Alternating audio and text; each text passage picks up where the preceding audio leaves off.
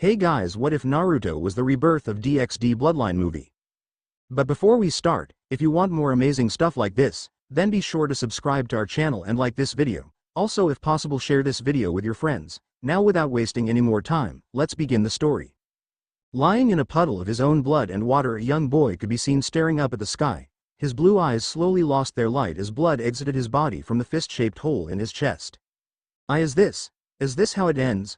The boy thought as his blonde hair stuck to his face from the rain that cascaded upon his dying form. I didn't even get to be Hokage. How could it go so wrong so fast? The boy couldn't help but wonder. The day had started off like normal with him waking up, eating breakfast and brushing his teeth. That's when it spiraled out of control. He had been called into the Hokage office along with his fellow graduates and friends. Sakura, his crush, was there as well, looking particularly distraught. It was then that Tsunade, the current Hokage, explained the reason for the girl's current state. Sasuke, his friend, or at least ex-friend, had left Konoha in favor for getting power. The first emotion that Naruto felt upon hearing that was anger. Angry at how Sasuke could leave all of them behind. He had everything Naruto wanted in his life. People looked up to him. Girls were interested in him. Hell, even his own sensei favored him. The boy was called a prodigy and he threw it all away for what?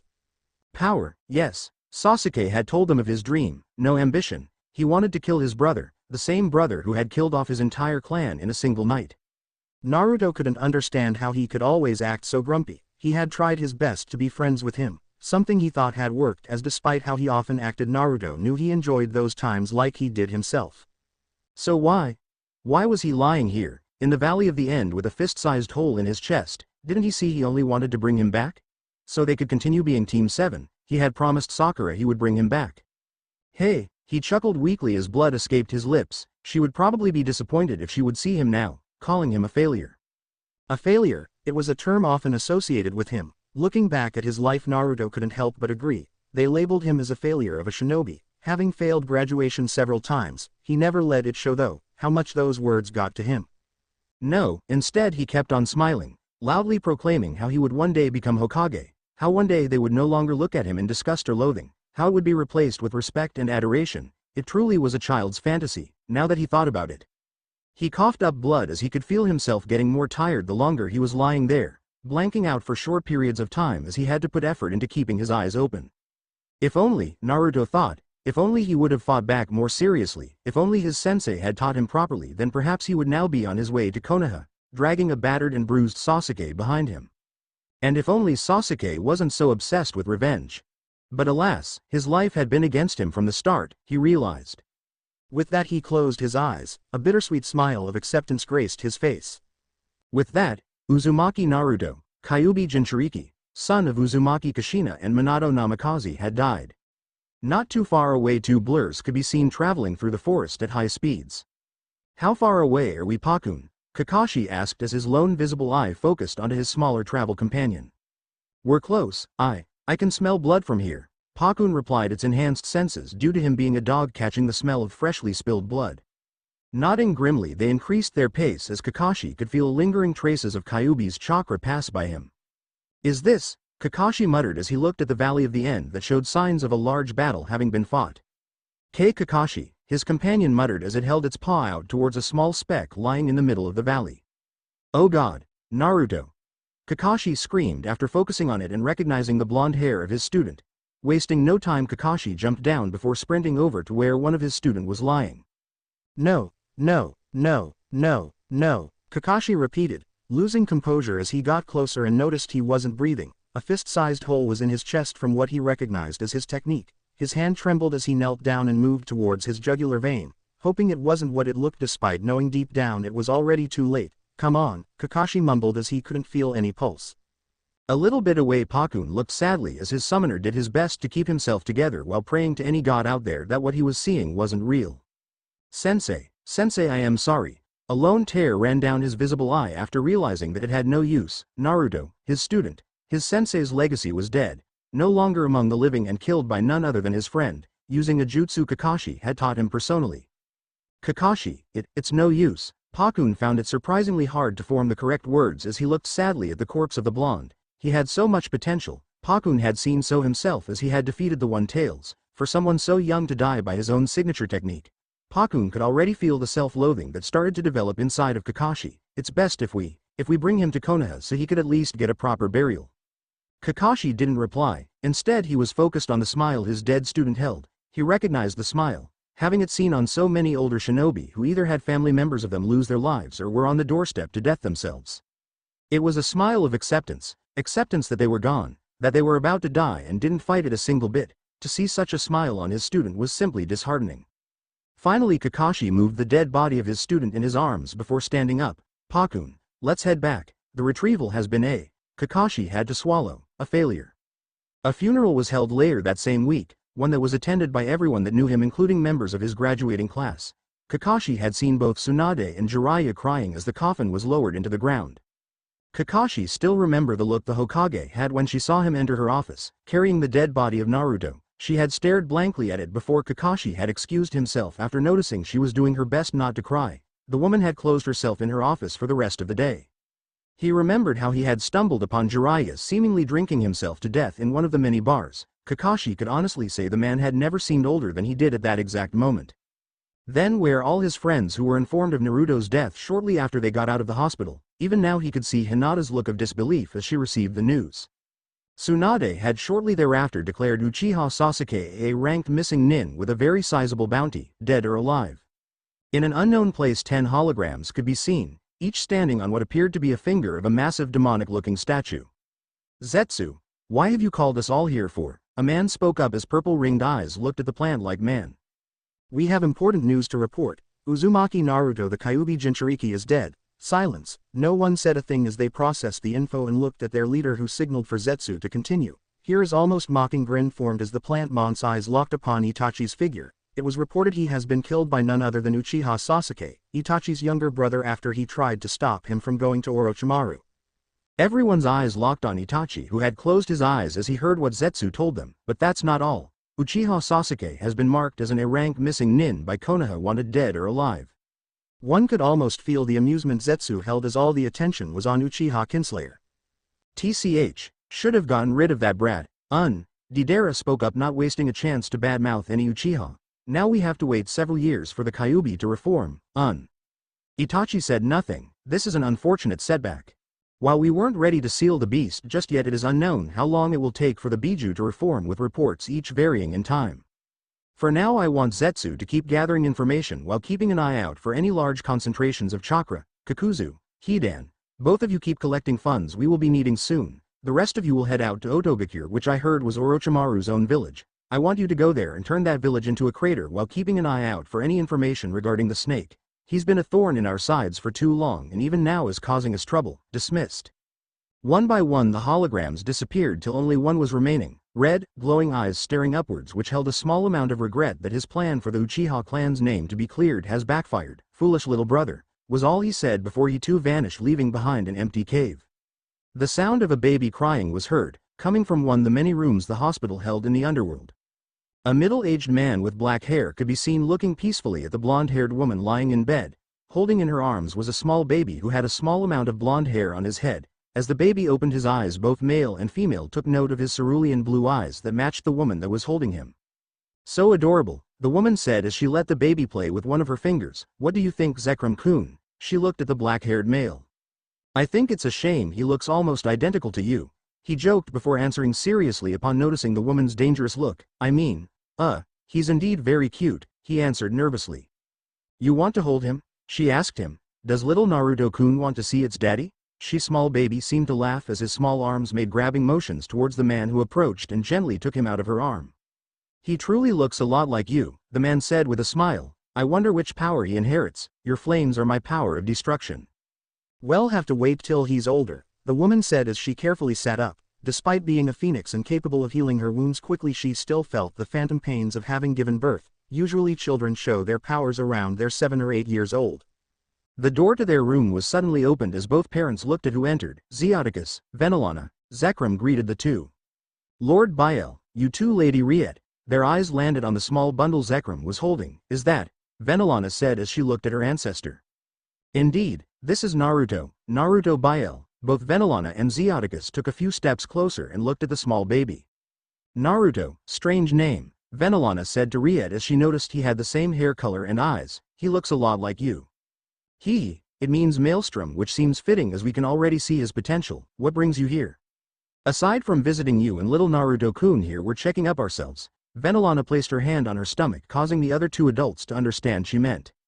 The pair left their room shortly thereafter, allowing both parents to spend time with their child. At the end of the day, Riet was allowed to leave the hospital after several checkups. The following days it was busy at the Bael mansion as visitors from all sorts of devil houses came by to congratulate both Lord Bael and Riet on the birth of their son.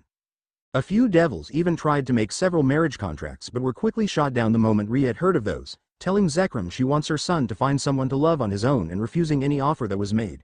No one dared to argue with the woman who could burn even high-class devils with a single touch. They weren't that stupid.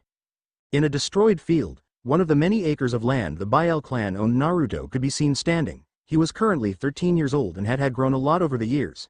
His blonde hair had grown both spiky and longer to the point he had a few bangs that were covering his eyes. He was both well-built and tall for his age, being an inch or two taller than his good friends, Searzex and Ajuka.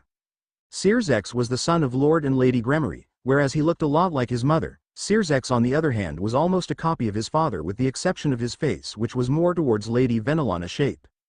Searzex was a couple months younger than he was, though that didn't stop them from becoming good friends the moment their parents had introduced them to one another.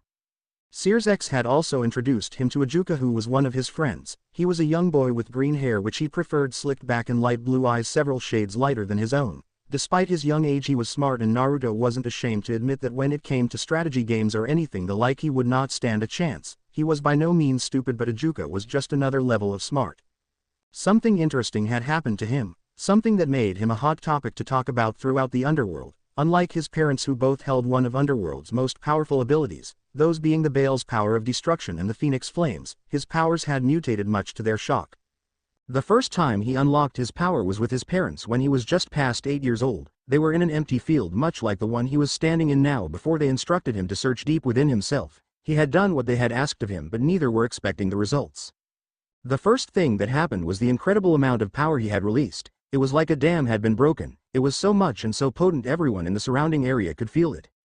Soon thereafter a set of gasps were heard as both Zekrom, Bael and Riet looked at their son who stood before him. His arms were covered in flames, but what caught their attention was the color of the flames. They were dark red and crackled with what appeared to dark crimson-colored sparks which destroyed anything it touched. His parents had to take a few steps back from the immense heat that came from the flames covering his arms. His father quickly recognized the sparks as being his clan's ability but was still confused regarding the color of his flames. A glance towards Riet showed she was as surprised as he was, as it looked like some sort of mutation of both their powers, they simultaneously thought. They had asked him to call his power back before immediately bringing him to someone with more understanding on the matter. Once there, their speculations were confirmed that it was indeed a mutation between Phoenix and Bael powers, and aptly named it Flames of Destruction. Of course, once news came out that the current Bael heir had an entire new bloodline, a combination between two of Underworld's most wanted powers, they flocked to him to catch a glimpse of said power. The fact that it could apparently be passed down to any future children he might have was enough for their greed to come to the surface. Luckily for Naruto though, his father made sure they all stayed away as he wasn't used to the attention on him. They all listened. After all, nobody wishes to be on bad terms with the Bael clan, the one clan which held the rank of Great King due to having the purest blood. Back with Naruto, the boy could be seen forming dozens of magic circles each second. After realizing that he had incredible reserves for his age, he had started early on with several exercises to help him control it. One such exercise was the one he was doing now. It helped both increase his control over his power while simultaneously helps increasing his casting speed.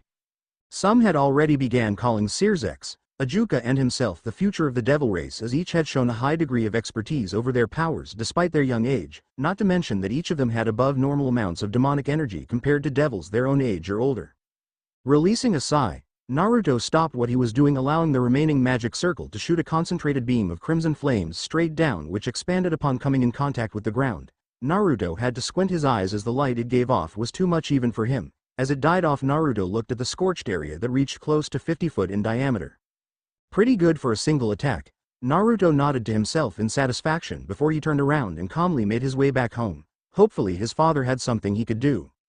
To-sama, Naruto greeted his father as he entered the mansion before noticing the other people in the room. Ah, Naruto-kun, his father returned his greeting. Let me introduce you to Lord and Lady Citri. He motioned over to the couple standing near him.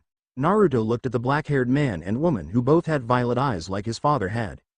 Nice to meet you. Naruto bowed his head in respect before turning his head slightly to the right where a young girl could be seen standing. She had long black hair set in twin tails with a pair of violet eyes that looked at him with barely hidden curiosity. "Who's this?" he asked the adults in the room. "That's our daughter, Seraphol," Lady Citri spoke up. "Come on Sarah-chan, say hi." Slowly the young girl stepped towards him. Her eyes were focused somewhere else, missing the raised eyebrow Naruto had as he watched her stop in front of him.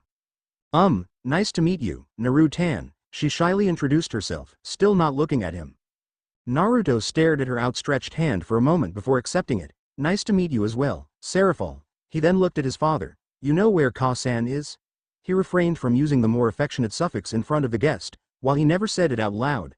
Naruto enjoyed spending time with his mother more than his father. He didn't hate him or anything, but he felt more connected with his mother compared to his father.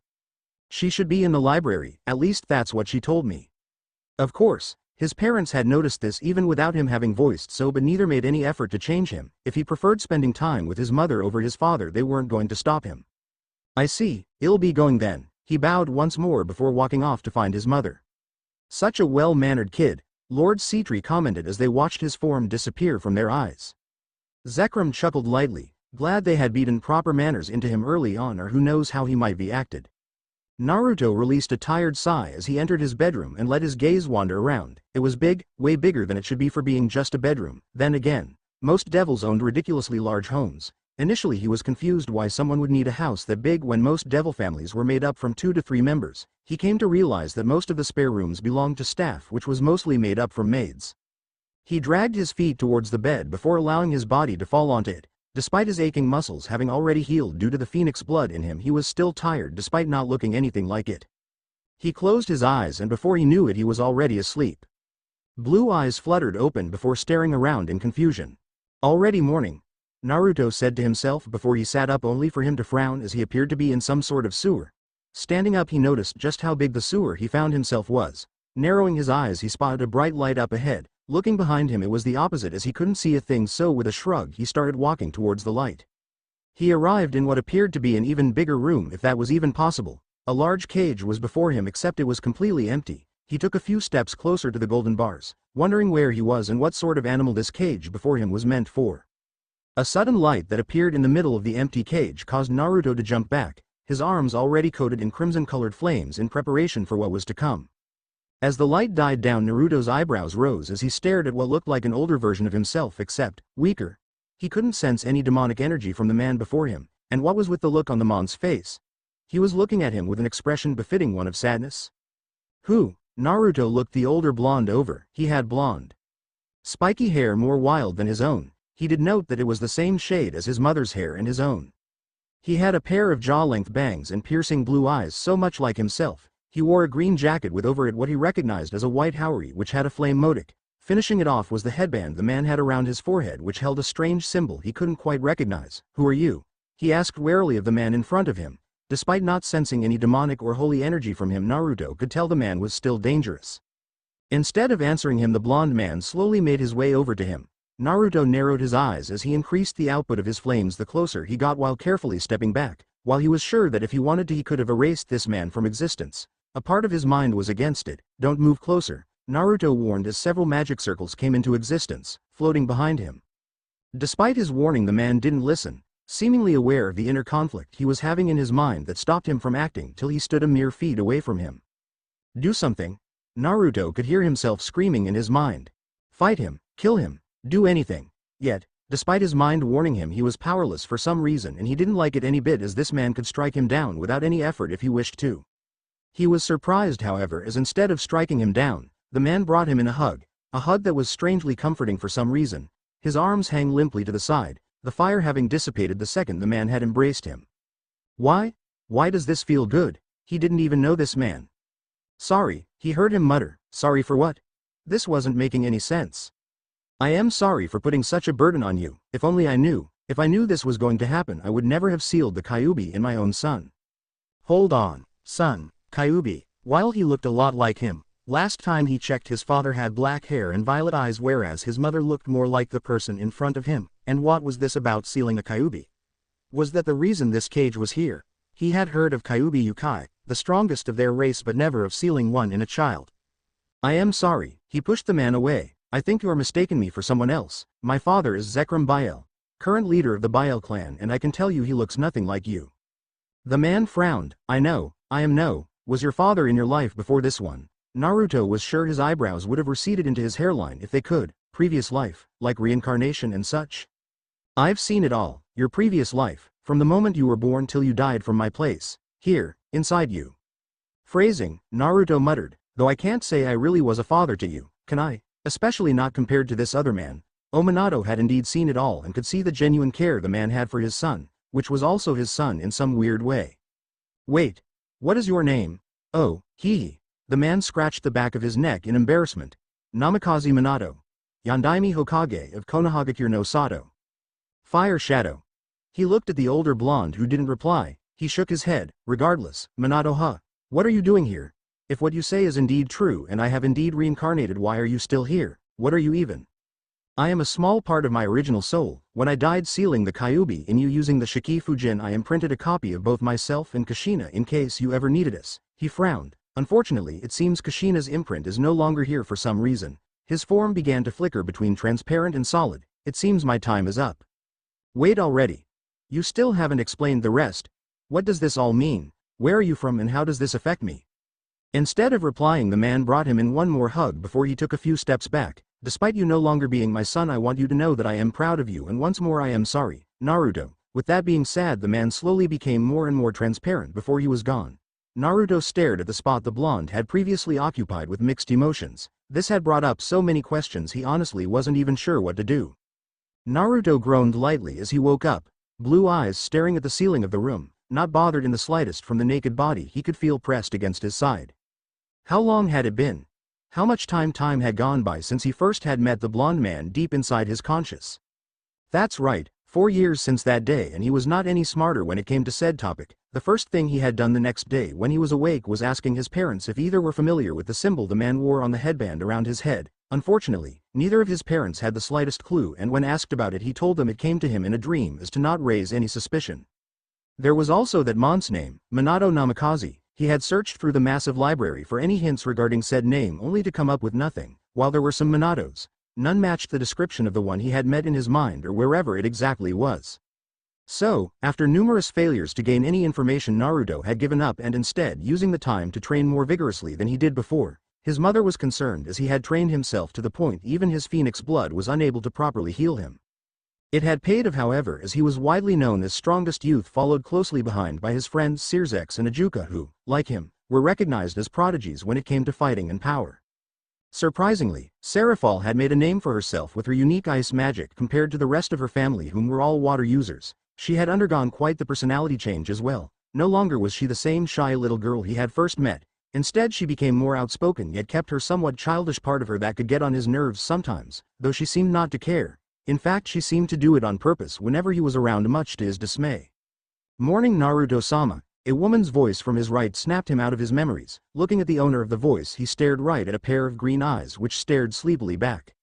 This was also something that had changed about him. After reaching a certain age, puberty started to happen, and with that came hormones. He had did his best to ignore them as much as he was capable of, but eventually, after a certain hard training session, he just couldn't help himself and woke up the next morning with one of the many maids that worked for his father in his bed, naked like himself. Of course, with his luck, his mother had to enter his room that exact day after noticing he wasn't awake yet when it was close to noon. To say she was angry was quite the understatement and chewed him out for a while. Thankfully his father had managed to calm her down so he could explain that it was bound to happen with how his hormones were acting up, and that it was better he did it with one of their maids instead of some random woman he could have picked up from the streets. So eventually she conceded, which prompted him to sleep with their maids whenever he felt like it. As long as they agreed, of course, while he could go out and probably get a girlfriend or whatever. He wasn't really interested in anyone, much to the dismay of several young women, as Naruto had grown quite handsome over the years. Looking more and more like the man he had met in his mind those years ago, his training had given his body a nice amount of muscles, nothing over the top though. His hair was a bit longer than his younger self, yet shorter than Minato had, with less spikes in them. His height had increased to the point that he was just a few inches shorter than his father was, much to his delight. Releasing another sigh, Naruto got out of bed before grabbing some clothes and heading for the bathroom that was attached to his room, cleaning himself before preparing for another day, hopefully one a bit more interesting than lately, as he had gotten quite bored. Perhaps he could ask Sirzex for a spar again if he's free.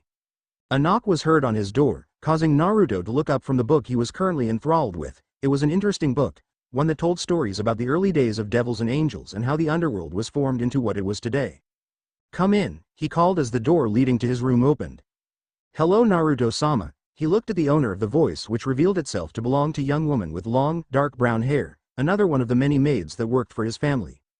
Even from where he was sitting in the dimly lit room, he was able to see the light blush that adorned the woman's cheeks as she averted her eyes after noticing he wasn't wearing a shirt. It allowed her to see his well-developed muscles he had gained and kept over the several decades he had been alive. Naruto flicked a few blonde locks to the side, allowing her to see his piercing blue eyes, ones that had lost a part of their warmth after having experienced loss. The maid frowned for a moment as she remembered that day, that fateful day where he had received the news that had changed him into the person that sat before her. Flashback. "What did you call me here for, Tusama? Is Ka-san better?"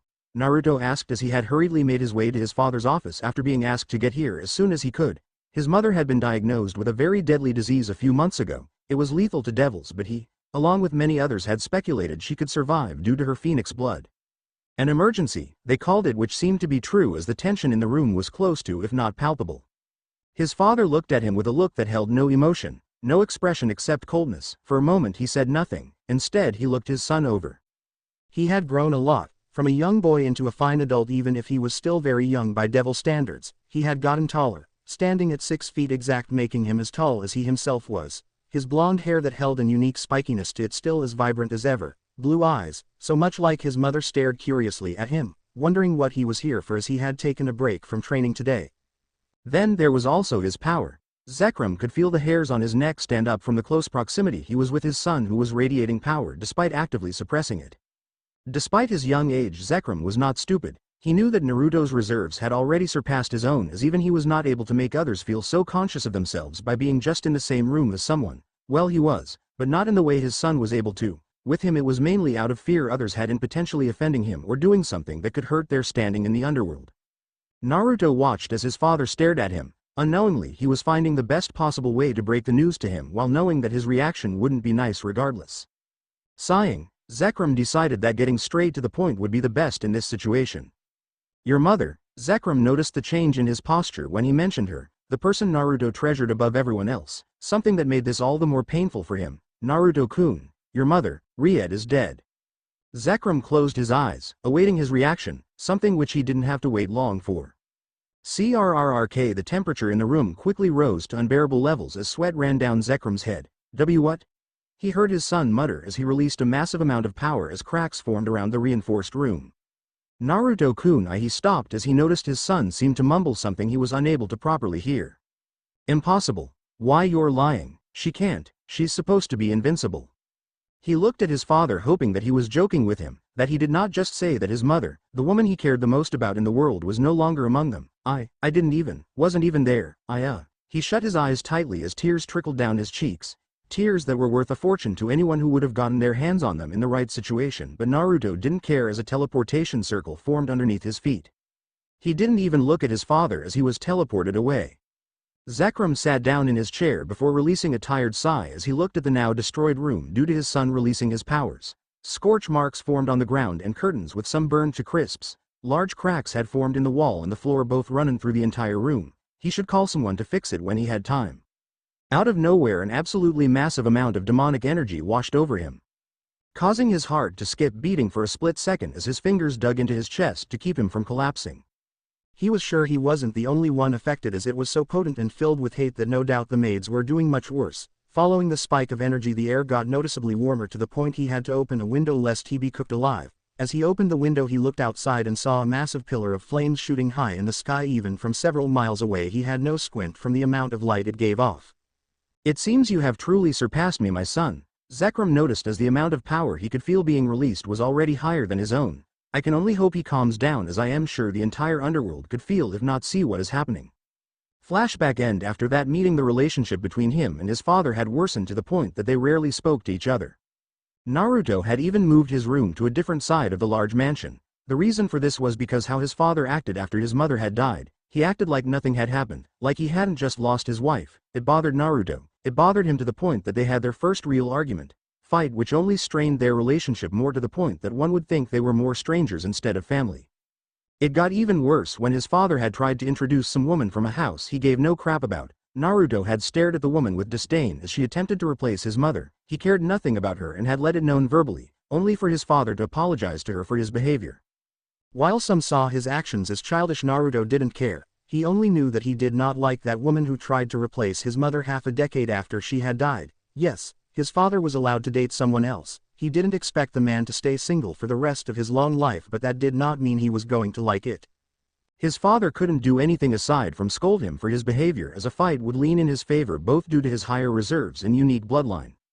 A bloodline which made it so he couldn't threaten to kick him out of the clan, as he would most likely be picked up by the Phoenix due to him having their blood in his veins, and if that didn't work he could go to any other devil house which would be more than happy to take him in hopes of incorporating his unique bloodline into their own and thereby elevating their status amongst the underworld for having a perfect mix between Phoenix and Bael with the best of both and then some. "Is there something you need?" Naruto asked the woman standing in his room. She had been spacing out for the past few minutes, much to his silent amusement. No, I am fine." The woman shook her head, embarrassed at being caught like that, but quickly collected herself. "Lord Bael has called for me to inform you that he wishes to speak with you." "I see," he muttered as he closed the book he was reading. His slight movement caused the flames of the candles in the room to flicker and change color to crimson, giving the room an eerie glow. Standing up, he walked over to the closet and put on a burnt orange shirt along with a fitting white jacket. "Let's go then." He motioned for the woman to lead as he closed the door behind him. As he walked through the hallways next to the maid, his mind drifted off to other thoughts. Ever since he had first met that strange man who looked so much like him, Minato, he had experienced several dreams, borderline nightmares, when he went to sleep. They were about himself, or at least a younger version of himself. He would find himself in a strange place called Konoha, which, as weird as it sounds, didn't exist in any of the history books. There, in that place, people were ninjas or shinobi, whatever he couldn't quite remember. They weren't like ninjas that existed in this day and age, as they were quite the opposite of stealthy. Not to mention that those people there, humans, were capable of using chakra, an energy source exclusive to yokai which allowed them to bend elements to their will, such as spitting out massive fireballs or create large water dragons. While those feats weren't anything special, as the sea tree and Phoenix could do those without a sweat, the fact that those were just regular humans was most surprising. Some dreams were about a younger version of himself surviving on the streets, getting spit and cursed at, while in others he would find himself enduring torture no child should have experienced regardless of what they did. It made him realize how evil humans could be, only increasing his dislike for their race. Oddly enough, the dreams and or nightmares would always end with him waking up as a young boy no older than 13 would shove an electric-covered fist into his chest as strange red eyes with black tomos would stare lifelessly as he died. Was that what Minato meant when he spoke about him being reborn? That he had died in that world only to end up here, as heir of the most revered family in the underworld? Would those dreams be his memories then, or was it something completely different? The only person aware that he was experiencing those dreams was his mother, whom he had informed. She was the only one he had told, as they would often just spend time together where he would tell her about what happened in those dreams as she would run her fingers through his hair. Now that he thought about it, she would always just smile at him, like she knew something that he didn't. Unfortunately, he would never know why she did it or what those smiles meant, as she was no longer among the living. He was pulled out of his thoughts as they stopped in front of the door leading to his father's office, the woman who escorted him knocking on the door before hearing Zekrum's voice on the other side telling them to enter. The door opened and they both walked in. "I've brought Naruto-sama here, Bael-sama." She bowed her head in respect. "Good, you're dismissed." He waved her away as she closed the door behind her, leaving father and son in the room. "Take a seat." He gestured to the chair that was on the other side of his desk. He looked at it for a moment before, with an almost unnoticeable shrug, walked over and sat down. "You wanted to see me?" he asked, quite rude as he made himself comfortable. "Yes, I did," Zekrum said, not bothered by his greeting as his expression turned serious. "I take it you're aware of the current tensions between the three biblical factions?" Naruto nodded his head. How could he not be? Anywhere he went he noticed the slight actions people made. That's not even to mention the things he would overhear being talked about in secret, or the information that would accidentally leak when he was nearby in an attempt to get in his good graces.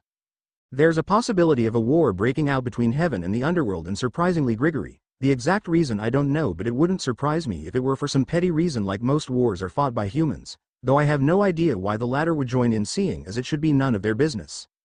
Zekram allowed a small smile to grace his face as he listened to his son talk. He had quickly come to realize that he wasn't a big fan of humans, mainly because they supported heaven and thereby the biblical god, but he also held no small amount of disgust for the race of warmongering beings, or so he thought at least. It was somewhat amusing though for a race of humans to commit acts of atrocity that made even devils think twice. Is that why you called me here for? Zekrom shook his head. No, the reason I called you here is because I am informing you that in a month the Saiyans will wage war upon heaven. Naruto allowed one of his eyebrows to rise in response. I, along with other heads of the families, each received a letter which detailed information that the current Saiyans have officially declared war, so it's no longer just a rumor. I am telling you to get ready, as devils will be relying on you. Just like your friend Sirzex, who no doubt is having the same conversation with Zeoticus, you two along with Ajuka are looked up at as a new age first devils and to bring us to greatness. This war is where you will prove your worth, as you will no doubt be fighting on the front lines. I too will prepare myself, having not fought for a long time. He allowed his power of destruction to spark into existence, which was still as potent as ever. I see, thank you for informing me. It'll take the month to finish something I am working on, which will give me quite the advantage for the war. A sadistic smirk made its way onto his face before it was gone. I'll be taking my leave then. Oh Naruto-kun. Zekrom's voice stopped him just as he was about to leave the room. Yes? He turned his head, annoyed at being stopped in the familiar way he addressed him. In the letter they're asking if you can help producing more Phoenix tears. The Phoenix family is assigned with making sure there will be enough tears to heal wounded that we will no doubt suffer, and since your tears have the same healing ability, they're asking if you can help. Perhaps, if I can complete what I am currently working on, I can see if I can help. He shrugged uncaringly. He doubted he had an actual option not to, but the way he phrased it made it seem like he was willing to help. Great, I'll let them know. I am also informing you that Miriam is expecting a child. He looked at his son, curious as to see his reaction. His eyes turned cold as ice, not betraying anything except immense dislike at the mention of her name. I see. He didn't say anything else as he left the room without looking back, leaving his father to sigh in sadness at his strained relation with his son. He hadn't planned for his current wife to get pregnant this soon. It was hard, very hard for pure-blooded devils to get pregnant. Why? Nobody knew exactly, but it didn't change the fact that it often took several centuries between pregnancies, which is why it came to such a surprise to hear that he was having another child before Naruto would reach his 100th birthday. It also couldn't have happened at a worse time, with war breaking out soon, meaning his wife won't be able to fight, though it did give him an incentive to win, as otherwise he wouldn't get to see his youngest child. So I take it you've been told of the news as well, nay? Sirzex spoke to the others in a jovial mood, one that didn't fit with the general air of somberness that was in the room. Shortly after his father told him of the news, he was visited by Sirzex, Ajuka, Serafal and Falbium. The latter, who was the newest member to their small group of friends. He was pretty relaxed, borderline lazy, but when you could have a conversation with him they were always very interesting. Yup, father informed me just before you all came by. They want my help producing Phoenix tears. I told them it'd help if I finish with my own crap. He looked at Sirzex and Ajuka. Did your parents go over some dull speech about the future of the devils? He asked, curious if only his father did it. He received 2 nods. Yay, something about proving ourselves, right? Correct. What about you, Serafal? He looked at the only girl in the room, who pouted at him. Mo, I told you to call me Saratan. She grumbled at his refusal to address her in the way she wanted. Naruto looked unamused at her antics, something she quickly picked up on as she got to the point. Well, Ka-san and Tu-san didn't really say anything specific, they just told me to take care of myself and allies to make sure I survive. Naruto hummed, not really paying attention as he began juggling a small fireball he had formed in his palm, his eyes following it as it bounced in his hands. The others in the room could feel the heat it was generating despite being so small, just proving how powerful his flames are. By the way, Naruto-tan, what are you working on? A technique or something else? The flame died out as Naruto closed his palm, the other members in the room looking at him in interest, making him smirk. Sorry, but it's a secret. I can tell you though that I got the idea from you. He looked at Sirzex. Me, I wonder if it has something to do with. He saw his friend's eyes lit up. Oh, something like that, huh? Naruto nodded with a smile that was matched by him. Good luck. It took me quite a while, but it's definitely worth it, as you have seen so yourself. The others in the room looked confused about what they were talking about but didn't voice their confusion, instead deciding to wait, as they will no doubt see what they are talking about in the upcoming war. Anyway, is there anything that needs to be discussed? I have personal matters to attend to. He looked at the others. Each of them shook their heads, indicating that he could go. Cool, I'll see you all later or something. He stood up as a teleportation circle formed underneath him, taking him out of the room. Naruto casually walked through the busy crowd that existed out of hundreds of devils. In fact, he walked a bit too calm for the current situation they were facing, as they were all gathered on a large, empty grass field shielded by several powerful barriers. It was time. A month had passed and war had officially started. He could see the nervous expressions of men and women alike as he walked. He was surprised at himself, as instead of fear he felt excitement. Excitement at the prospect of going all out, to finally discover his limits and surpass them while he was at it. He spotted the familiar shade of crimson which belonged to his friend Searsex. Accompanying him were their other's friends. "Hey," he greeted them lazily with a casual wave as he stopped next to him. As he looked around he could see the several glances sent their way. For good reason, he mused to himself. When he made his way to his friends he could easily find them, as both Ajuka and Searsex had reserves bigger than anyone here bar his own. It pretty much made them a beacon, which was only amplified as he joined them. "Hey Naruto, did you manage to finish what you were trying to achieve?" Searsex asked him. Naruto looked at him for a moment before a smirk formed. "Yep, I completed it 2 weeks ago actually." His answer surprised them. 2 weeks, Searsex repeated before his eyes widened and was joined by the others who held similar expressions. "Are you telling me that immense spike of demonic energy that could be felt through the underworld was you?" Despite trying he couldn't quite keep the shock out of his voice. How could he not, as it was talked about by everyone, not to forget that it had rained for 3 days straight following the heatwave that had affected them all. Naruto scoffed. "Of course it was me, who else has enough power with the exception of you and Ajuka?" He waved his hand unconcerned by their looks. "Just wait till you see it in action. You can't miss it," he said with pride. They could feel his excitement and didn't know if they had to be worried for him since he seemed to be almost looking forward to fighting. Sensing a small, almost unnoticeable spike in energy he followed it to the source where his father could be seen. Surrounding him was Lord Phoenix, his uncle with blonde hair much like his if not for the slightly darker color he had. Next to him was a person he quickly recognized as Searsex's father with crimson hair which was unique to the Grimoire family. He locked eyes with his father. Neither said a thing as they conversed with just their eyes. "Don't die," he rolled his eyes. "You should be more worried about yourself than others. After all, those old bones of yours will be put to good use." His father scoffed like he was offended before his expression changed to one more gentle. He stared at his son before giving a firm nod, telling him that he trusted him to take care of himself and come out of this alive. Despite their strained relation, Naruto couldn't quite help a smile from forming as he sent him a salute. He felt someone tap his shoulder and turned around to see Ajuka, who motioned for him to look towards the front. Doing what he was told, he allowed his eyes to widen if only a bit as he watched the 4 Saiyans stand next to each other on an elevated platform.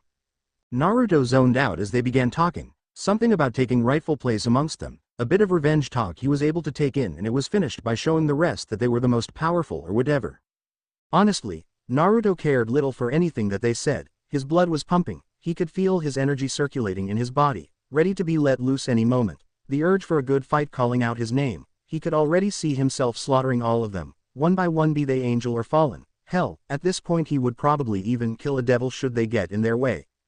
Unknowingly to him his eyes changed from blue to red as he slowly began leaking out killing intent, accompanied by a bloodthirsty smile that promised death and destruction. It started out small, but the more he let his mind wander the bigger it grew as fellow devils began feeling it and looked for the source, which was him. Flames began to flicker into existence surrounding his form. Some formed at his feet while others around his shoulders and fingers. His friends took a step back as they could feel the sheer amount maliciousness he gave off. They weren't the only ones, as even the Saiyans stopped their speech in favor of watching him, with each holding smirks at seeing how ready he was. Like everyone else, they knew who he was and the potential he held in him. Deciding to not let him waiting, the barrier around them dropped, causing everyone to feel the large source of holy energy that came from hundreds of miles away. Not waiting a second longer, he jumped up high in the air before 2 large wings out of his own flames formed around his back. He didn't even spare them a glance as he shot forward, wanting to make first contact and spill blood. That's what went through everyone's mind as they witnessed the one-sided slaughter that was happening before them. How was this possible? He was just one man, for crying out loud. Yet, despite that he was lowering their numbers, one by one, some shuddered at the smile he wore, a smile that promised certain death that would come for them, should they attempt to oppose them or not. Even now, the Mont's blonde hair was painted red from the blood of their comrades. The Mont's eyes, which started of blue much like a cloudless sky, were nothing more than a pair of crimson orbs that looked at them like they were nothing more than mere annoyances. Preposterous, they, children of God himself, looked at as they were nothing? Scowling, dozens of magic circles formed in the air which began shooting repeated light spears at the demon in human skin. The blonde looked amused at their attempt and allowed their attacks to get closer and closer before he, with a snap of his fingers, summoned a massive wall of destructive fire that reached high into the sky. Their light spears were reduced to nothing upon coming in contact with those mutated flames, much to their dismay, as they were the go-to attack when it came to dealing with those from the underworld. Behind the wall of flames, Naruto gave a smirk before he disappeared. Slowly but surely the flames died down. Several light spears were formed in preparation, only for them to see no one there. It was empty. The only sign he was ever there was the scorched ground before them. GRRK. Gurgling sounds reached their ears, prompting them to turn around only to see their target standing there, his back facing them, unconcerned that they might strike him down. Smirking arrogantly, they got ready to attack him once more, only for their eyes to widen as one by one they fell to their knees, each of them sporting a hole where their heart used to be. Naruto clicked his tongue in annoyance as he could feel their life force fade away. One would be surprised if they were to see the look he was sporting at this exact moment. Even with himself covered in blood of those he had slain, he still was not satisfied. He had hoped that this war would provide him with opponents which he could test himself again, to finally find out what his limits are. But instead all he got were a few dozen grunts that were not even worth the effort he had put in. They were weak, detestable, just mere annoyances who stood in the way of the true important ones that were fighting in this war. But alas, he casually shrugged his shoulders. Perhaps if he would kill more and more of them, someone more powerful would appear. With that, a pair of wings made of flames formed on his back as he kicked off, leaving behind a field littered with corpses belonging to one of heaven's many battalions that were eradicated by a single man. Mere minutes after his departure, a small group of devils arrived. Along with them was Seraphal, who had quickly tried to catch up to her friend after he had left them all behind. "Dear Lucifer, what happened here?" she heard one of the men speak as they looked around at the scattered body parts that lay around. The field was painted red with the exception of the large scorch mark that stood out in the middle. Despite them being devils, most weren't used to seeing something like this before them. It looked like a one-sided slaughter had happened against an opponent who simply outclassed them. "Naruto happened," she spoke up, getting their attention. "Naruto, you mean the son of Lord Bael?" She nodded. Damn, never would have expected that from a kid like him. He did look quite excitement at the prospect of fighting, but still.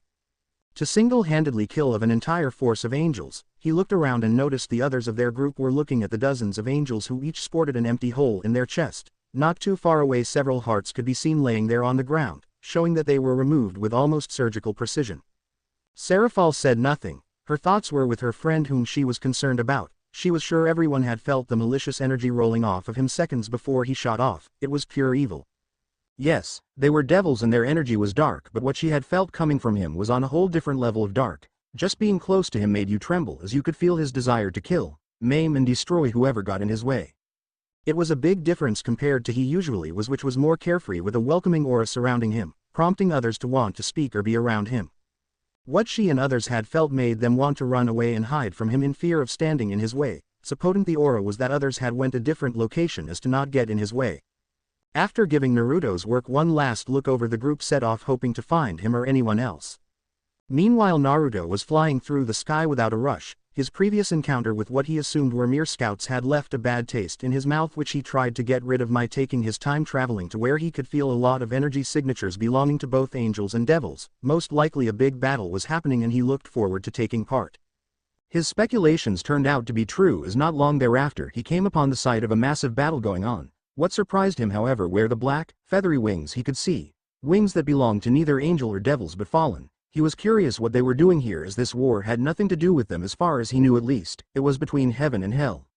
Not to mention that their numbers were the lowest of the three factions, which made him question what Azazel was thinking. As he looked at the battlefield, he spotted the long crimson hair belonging to his friend and slowly flew towards him. As he lowered himself, he summoned a massive wall of fire stretching for what seemed to be miles along, with it being several hundred feet high, causing those that were high up in the sky to quickly move back. "Yo!" Naruto greeted his friend, who had turned around to face him the moment the flames were summoned. "Oh Naruto, it seems you have been busy," Sears greeted them as he noticed his blood-covered hair and hands. "Yeah, I ran into some scouts and quickly got rid of them. They were disappointing, really. Didn't even put on a good fight." He ran his hand through his hair, unbothered by the blood in it. "You killed an entire battalion." He shrugged. "Yeah, though they were really weak. Like, it actually upset me how pathetic they were." He chuckled. "Didn't even realize it when I removed their hearts from their chest." He clenched his bloody fist. Sears chuckled nervously upon hearing that. "By the way, what is up with those fallen? Why are they here? I mean, last time I checked, this has nothing to do with them." "I am not sure of that myself. Anyway, can you get rid of those flames of yours? It's getting quite hot in here and I am sure others will agree." Sears gestured behind them at those who kept their distance from the heat. Rolling his eyes, he snapped his fingers, allowing the flames to die down till they were just flickering embers. "I am gonna meet Azazel. Perhaps he can provide an actual challenge instead of the rest of the fodder." Without waiting for a reply, he jumped up, his wings once more coming into existence as he headed towards the only 12 wing fallen alive. "Ho? So Naruto Bael himself comes to face me?" a man said as he floated in midair, suspended by his 12 pitch black wings that came out of his back. He looked to be in his early 20s with black hair which had blonde bangs and violet eyes like so many other fallen. Yes, I hope you can prove to be an actual challenge unlike those others. Naruto spoke arrogantly, his eyes half-lidded as if the man was not even a threat, something that wasn't true as he could feel the power the man had which was more than any other fallen he had encountered, probably what made him the leader of their faction.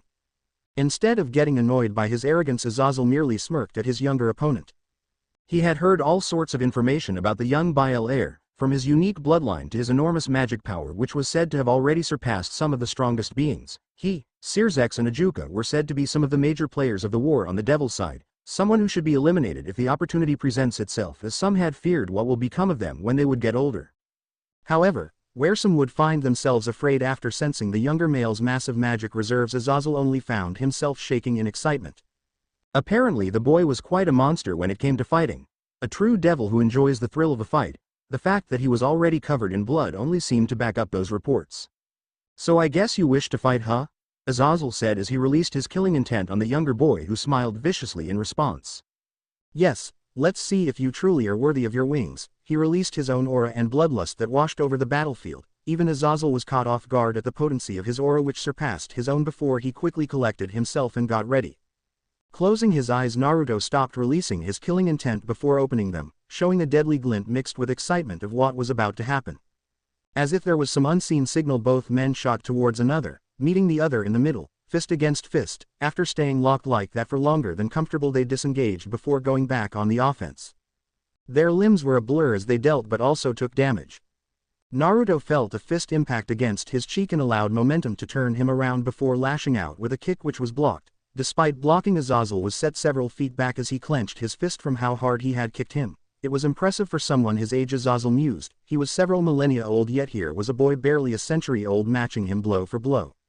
Looking at his opponent, Azazel saw him smirk. The wounds he had dealt had already been healed and he cursed the boy's phoenix blood. The only sign he had managed to get a hit in was the few drops of blood that ran down his chin. "You're good," Naruto yelled. "I can't remember the last time someone has made me bleed." He clenched his fist and Azazel could see crimson flames flickering in existence. "But let's take this up a notch, shall we?" He didn't wait for a reply as several dozen magic circles formed behind him, each shooting a concentrated burst of destruction towards Azazel, who quickly formed several magic circles himself and countered by meeting his attack with light spears of his own. Naruto clicked his tongue as he saw his attack being cancelled out by Azazel's. Had it been Searzex that used his attack, Naruto had no doubts he would have won the struggle for power, as Searzex's power of destruction was more potent than his. It was something he had found out when they had sparred. Due to his unique bloodline, each time he used either pyrokinetics or destruction by itself, it wouldn't be able to match up to someone who could only use said power. But if he were to use his unique bloodline, which was a mix between the two, his attack would always come out on top, unless of course the other would vastly overpower their own attack. Due to being lost in his thoughts, he missed Azazel forming another light spear, this one much more powerful than the others he had made, and threw it towards him. His danger senses screamed at him, and in the last second he was able to defend himself as his arm shot out and he grabbed the spear with his own hands. Ignoring the burning sensation, he spun around, spear still in his hand, before releasing it right back at the fallen, who widened his eyes at the unexpected move. Dodging, Azazel watched as his own spear flew past him and luckily didn't hit any of his own man.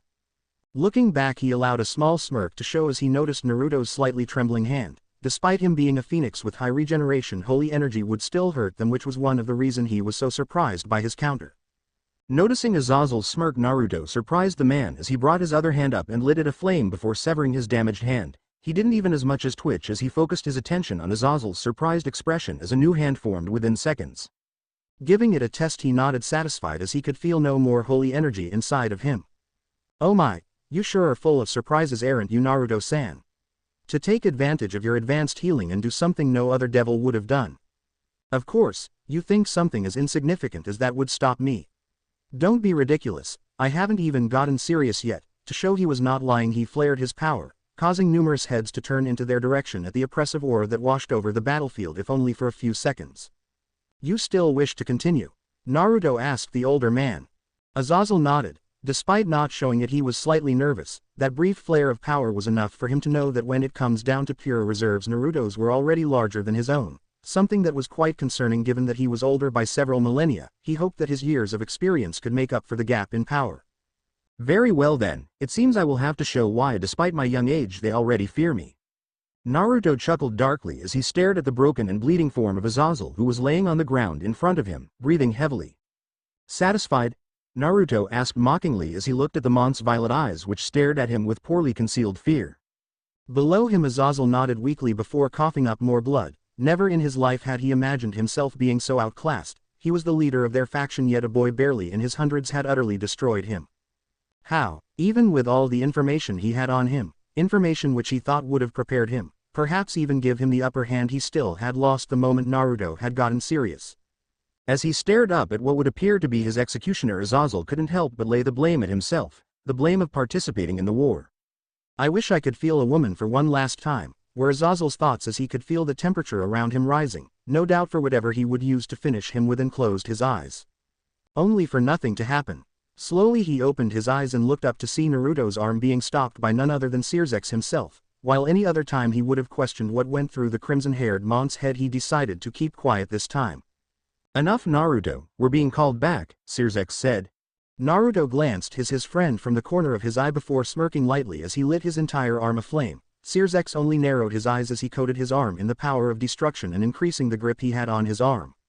Eventually what for Azazel felt was an eternity, Naruto stopped and allowed Searsex to lower his arm. Very well, he looked down at Azazel, his eyes flashing between blue and red before he looked away. Till next time, he said way too cheery to the crow below before he kicked off. Why? Azazel asked once only Searsex was left. The man said nothing for a moment before reaching in his pocket and retrieving a small vial. Here. I take it you know what these are. Azazel reached up and took the vial from his hand before bringing it to his mouth and downed it. Immediately he felt his wounds close up and was good to go aside from the small amount of blood he lost. It would do nobody any good if someone like you were taken out this early in the war. Don't mistake this as us being friends or anything. I only did it for Naruto. Having said, his peace wings sprouted out of Searsex's back before he too left. Azazel stood there for a little bit longer, all by himself before slowly he began to chuckle. Naruto Bael, huh, you truly are a monster, he said to himself as his eyes were focused on a different vial he was holding. This one held a couple of droplets of blood Azazel had managed to get during their fight. He was going to use it to see what it was that made a monster such as him. There should be no way he should have been so out of his league during their fight. Him who could fight ultimate class devils with ease, him who held 12 wings and led an entire faction by himself. After a while he stopped laughing and spared the vial one last glance before pocketing it away safely. 6 pairs of wings came into existence as he headed towards their HQ. Arriving back at their camp, people parted as they noticed both the expression of annoyance he held along with the aura that surrounding him which promised pain for anyone who would attempt to speak with him. Naruto scowled as he grumbled underneath his breath. This close, he was this close. He clenched his fist. Fucking Searsex interrupting him just as he was about to erase the crow from existence. Why did he stop him? Wasn't killing your enemy the point of war? Arg! He suddenly yelled in frustration before expelling a ring of fire from his body. He was sure people would have cheered for him had he actually finished him off. After all, Azazel as the strongest fallen angel, and removing him from the board would have been a major blow to the point that they might even retreated or even withdraw themselves in fear of more higher ranked members dying. You, where's my tent? Naruto asked, or rather demanded, as he addressed one of the more important looking people that he could see. It's over there. The man stammered slightly as his red eyes seemed to bore into his own before pointing to a small group of tents set up together. It's the second one on the right. Naruto grumbled some sort of thanks as he moved towards his tent. Entering, he immediately walked up to the futon that was there and allowed himself to fall down, the blood on his clothes and hands having gotten rid of during his little fight with Azazel. His clothes were still dirty, however, something he didn't care about as he relaxed on the soft futon. Not long after he had laid down, the sound of footsteps alerted him of someone entering his tent. Opening a single eye, his annoyance returned full force as he saw it was Searsex that had entered. Catching him off guard, Naruto shot up from the futon before landing a haymaker right on Searsex's right cheek, sending the crimson-haired man flying out of his tent and coming to a stop several dozen feet away.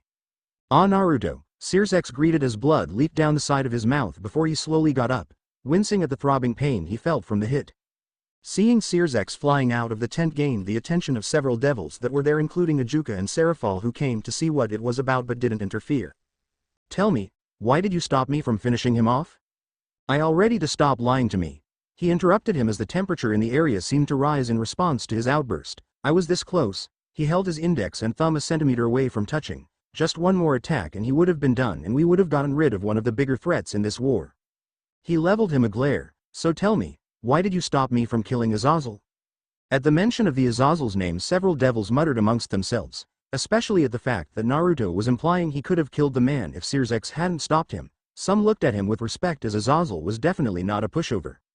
The man had several millennia of experience and 12 wings, indicating that he was ultimate class if using devil ranks. Aside from that, they all knew that Azazel was capable of fighting ultimate class devils with ease, using holy energy every fallen and angel had, which was a massive weakness to any devil regardless of their strength, something Naruto had first-hand experience with. Not going to answer? Naruto asked him before nodding to himself. I see, I am heading back to my tent, don't bother me or else. He leveled everyone present with a glare which promised pain before he swiftly turned around and walked back to his tent, not sparing anyone a second glance. The rest of his day went by without any interruptions. Nobody came by, not even his own family. Not that he minded that though, as it was quite nice to just relax and not worry about anything.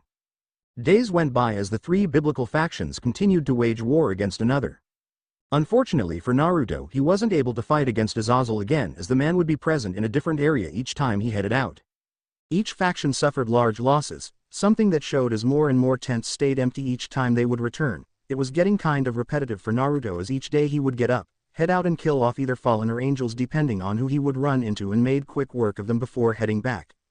It was honestly boring him how easily he could kill. He also noticed his friends were concerned about him ever since his little clash with Circex. They were getting quite unnerved at how casually he could kill and keep on going like nothing had happened. He shrugged off their concerns however, as he had no interest in any of that. A heavy blow was dealt to them, the devils, as news reached them that two of the Satans had been killed in battle. Rumors said that Michael, heaven's strongest after God himself, did it, but nothing was confirmed. Currently Naruto could be seen floating in the sky, casually incinerating a couple of two-winged angels who were stupid enough to think they stood a chance against him. He however wasn't even paying any attention. For the past few days he was able to sense two enormous energy signatures, easily surpassing anything he had sensed in his life. What got his attention though was that they were getting closer and closer each day, to the point that weaker beings were already being affected by the power these two excluded. Now though, he felt it even stronger and couldn't help but feel his blood pumping through his veins. Whomever this was would be a true challenge for him, not like that annoying crow Azazel who decided to stay away from him. No, someone with this amount of power was worthy of seeing him go all out. He only hoped they would get here fast, as he wasn't sure if he could wait or seek out this power himself. Rawr! The fighting stopped temporarily as a loud roar gained everybody's attention. Two dragons, each several dozen feet high, crashed into the battlefield. Each were several dozen feet in height and uncaring of those their massive bodies crushed as they fought against another. They didn't pay any attention to anyone aside from the other dragon as they radiated a massive amount of power. Slowly a large grin crept upon Naruto's lips as he easily recognized the two. Daedric and Albion, the two heavenly dragons capable of gods and Satans if they wished. Naruto kept on watching as the two dragons lay waste to their surrounding and chuckled at the weak attempts of both angels and fallen as they sent lightning spears at the pair, which harmlessly bounced off of their scaled. Naruto. The sound of Circex calling for him caused him to look away from the two beasts and gazed upon the man who like him looked unharmed. Amazing, huh? This is what I've been waiting for. This is the ultimate test. I doubt I will get another chance in my life to fight against either of those. He spoke with excitement dripping into his voice before looking at him. You're going to join in? Circex looked at him before glancing at the two fighting dragons that continued to devastate the surroundings and nodding. Yes, I will, in order to make sure none of our men will be killed. If Naruto could smile any wider he would have as he heard that. Very well, I look forward to seeing you fully release your power. He held his fist out towards him. Circex looked at the outstretched appendage before smiling and bumped against it with his own. Same here, my friend, same here. With that said, he watched as Naruto flew up high into the sky while he stayed on the ground. Both Circex and Naruto closed their eyes and concentrated on their demonic energy. Then, without a warning, both their power exploded out of their body. The earth shook for miles and the fighting stopped as for the first time since the war both devils let loose their full power. Temperature rose to almost unbearable heights and slowly more and more members of each faction fell to their knees as a massive weight was suddenly dropped on their shoulders, accompanied by a tremendous amount of killer intent which could be felt for miles. Even the two heavenly dragons had stopped their fight as they were affected by their auras. The temperature continued to rise as up in the sky Naruto released more and more crimson flames out of his body, which went on for hundreds of feet in several directions to the point that it looked and felt like they were all in the presence of the sun itself. Suddenly the flames stopped expanding and instead withdrew themselves towards the owner Naruto, who by now could no longer be seen, as in his place was a ball of fire several dozen feet wide in diameter. Bael's famed power of destruction arched around it, and despite being high up in the air, the grass on the ground around him began to burn and the ground turned into lava. Down below on the ground, Xerxes could no longer be seen either, as the power he released completely covered his form, and in his place was a beam of red energy that reached up high in the sky. A beacon much like Naruto, as the ground around him had cratered in several feet due to the immense pressure it was enduring. Slowly, just like Naruto, he called his power back to him but didn't weaken in the slightest. The beam got smaller and smaller to the point that it had fully receded into his own body. At that exact moment, the miniature sun above them exploded as both Naruto and Xerxes showed everyone their transformed form. Human-shaped aura of destruction, secret art, complete transformation, Phoenix. Both exclaimed at the same time as their transformation was complete. High in the sky where Naruto used to be was now a being spoken of only in myths and legends themselves. Devils, angels, fallen, and even the two dragons looked at it in awe, as they could feel the energy it was radiating surpassed any devil they had met before. It was a being made entirely out of crimson flames that flickered wildly yet controlled. Its majestic wings from left to right span over 100 feet in diameter and sparked with red lightning. The bird threw its head back before letting loose a loud shriek which could be heard for miles. Away from him, his father, Zekrom Bael, watched his son with pride visible in his eyes. Never in his wildest imagination he had thought his son would have been capable of doing something like this. Yes, he knew his son had a massive amount of energy which easily surpassed his own, but even he was shocked at just how much it exactly was. He had felt it when he and Xerxes went all out and could easily tell it was several times higher than the current Lucifer, much to his and everyone's shock. He decided then and there that once the war is over he would let his son take over the clan from him. A safe distance away, Azazel too watched the transformation he had undergone and was a mix between fear and awe. Even when he had clashed with the younger man he had not shown this kind of power, something he was quite glad for, as he knew he would not stand a chance, as even now the power he sensed was suffocating. Similar thoughts went through their minds as they averted their attention to Xerxes, who by now could no longer be made out as a human, or rather a devil, as in his place was what appeared to be a being made completely out of destruction and floated a few inches above the ground. It made for a fearsome sight, as it looked like just floating energy which spread in all sorts of directions. On an unseen signal, Naruto flapped his wings before shooting towards both dragons, who were caught off guard by the speed he possessed and could do nothing but brace themselves as Naruto crashed into them, his unique bloodline managing to harm them as it destroyed their scales. Xerxes watched as Naruto tackled the white dragon Albion into the ground, leaving Dxd standing. Wasting no time he moved. For everyone bar a few he seemingly disappeared. The only sign he moved was the destroyed ground he stood on, as he appeared a few feet away from the red dragon before unleashing a thick beam of destruction which flew towards Dxd, who brought one of his wings in front of him to tank the blow. RGH. Dxd grunted, as much like his rival the attack managed to destroy his scales and harm him directly, much to his shock, as none other than Albion had managed to harm him. The surrounding supernatural beings quickly retreated to safety as the heavy weight that previously pressed them down had disappeared and allowed them to move, both for not wanting to get flattened by either dragon and because they all knew that they stood no chance against either of the current fighters, not to mention that they had noticed that Xerxes' current form was lashing out wildly, showing that he wasn't completely in control of it.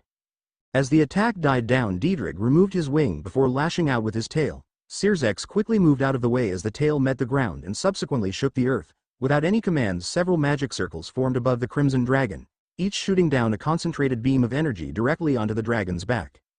Just as Dxd was about to strike, he lost footing as the ground shook once more. Both glanced to the side where they could see Albion wrestling with the still transformed Naruto. Disengaging from his opponent, Naruto was about to fly up only for Albion to lash out with his maw in an attempt to bite him. He was shocked, however, as instead of biting into something solid his teeth went through his form, allowing Naruto to fly up. Shooting up in the sky, Naruto came to a stop as he could no longer see his opponent but still sense him. Circling a couple times he released another loud shriek. Down below, both dragons and Xerxes waited as they heard the shriek. Their attention was focused upwards towards the clouds, which began to glow much to their confusion. Then without any further warnings the clouds parted and they could see several balls of fire raining down towards them, each of them as big as Naruto's transformed state. Both dragons brought their wings up for cover, whereas Xerxes concentrated in a shield formed made purely out of destruction. Boom, boom, boom. The earth shook continuously for the next minute as the trio were bombarded as Naruto continued his assault. Eventually it stopped and an enormous dust cloud covered them. Those who had retreated could only watch on in awe at the battle currently taking place. Monster. That's what Xerxes and Naruto were as they looked at the two devils fighting against two beings that could lay waste to gods. Then again, after their show of power, some thought that if they wanted to, both Searsex and Naruto were more than a match against several gods. Coming down, Naruto watched as his attack had left several deep craters in the surrounding area. He noticed Searsex was alright while both dragons sported several scorch marks. Strong, the voice of Diedrich boomed through the battlefield. You two are by far the strongest devils alive. I can't remember the last time someone other than Albion has been able to hurt me. Indeed, but I can tell you aren't used to that form, are you? Albion spoke to Naruto, most likely due to this being your first time transforming in battle. Naruto casually flapped his wings before he replied, you are indeed correct, I just wanted to see what my limits are as I have no interest in those fodder. He referred to the angels and fallen he had been fighting. I haven't felt so alive in a long time, the thrill of knowing that I could potentially die. He flared his power, I missed it. He began releasing more and more power as flames rose above him and focused on a concentrated point before it began to form a small ball which grew at an extremely fast rate. This will be it. My last attack before my transformation will die down. The miniature sun above him grew bigger and bigger as he pumped more power into it to the point that it was already several times larger than he himself was. Searsex, upon noticing Naruto's attack, wisely retreated as he too felt like he was about to lose his current transformation and quickly blitzed to safety several miles away before slowly returning to his normal state and fell to his knees, panting hard. While he regained his breath, he kept his eyes on the still expanding sun and could feel the increase in temperature even at the distance he was now and quickly put up a barrier in front of him. Finally, Naruto stopped feeding more energy to his attack, which by now was a couple dozen times larger than himself, and looked down at both dragons. This is the end, he yelled out before flying away from underneath the small sun he created. Supernova. As his attack descended, Naruto flapped his wings as he quickly got as far away as he could. Halfway during his flight, the flames dissipated and showed a battered Naruto who was unconscious and only clad in pants, his transformation having burned away any other article of clothing he wore. As he crashed into the ground miles away, he was unable to see what happened next as hundreds of barriers popped up in existence. Behind them, they all watched the enormous ball of fire go lower and lower until eventually it made contact with both dragons. And the world was bathed in light, so soft, Naruto thought as he found himself waking up. His eyes were kept closed as he shuffled around, only to bite his tongue as he could feel every muscle in his body screaming in pain. Taking a deep breath, he opened his eyes only to immediately close them as he stared straight into light that was too bright for his eyes. HNNG, he couldn't help but let out a soft groan as he moved around, so he was a bit more comfortable. You're awake. A feminine voice suddenly spoke up. Not having expected somebody else was here with him, his body jolted only for him to suck in a deep breath at the sudden movement. Ah, please don't move, the same voice spoke. It was much softer this time. He felt two soft hands touch his chest before slowly the pain disappeared, much to his surprise. Thank you, he said softly as he slowly turned his head and opened his eyes. Beautiful, was the first thing he said before quickly closing his mouth as she blushed, making her appear even cuter.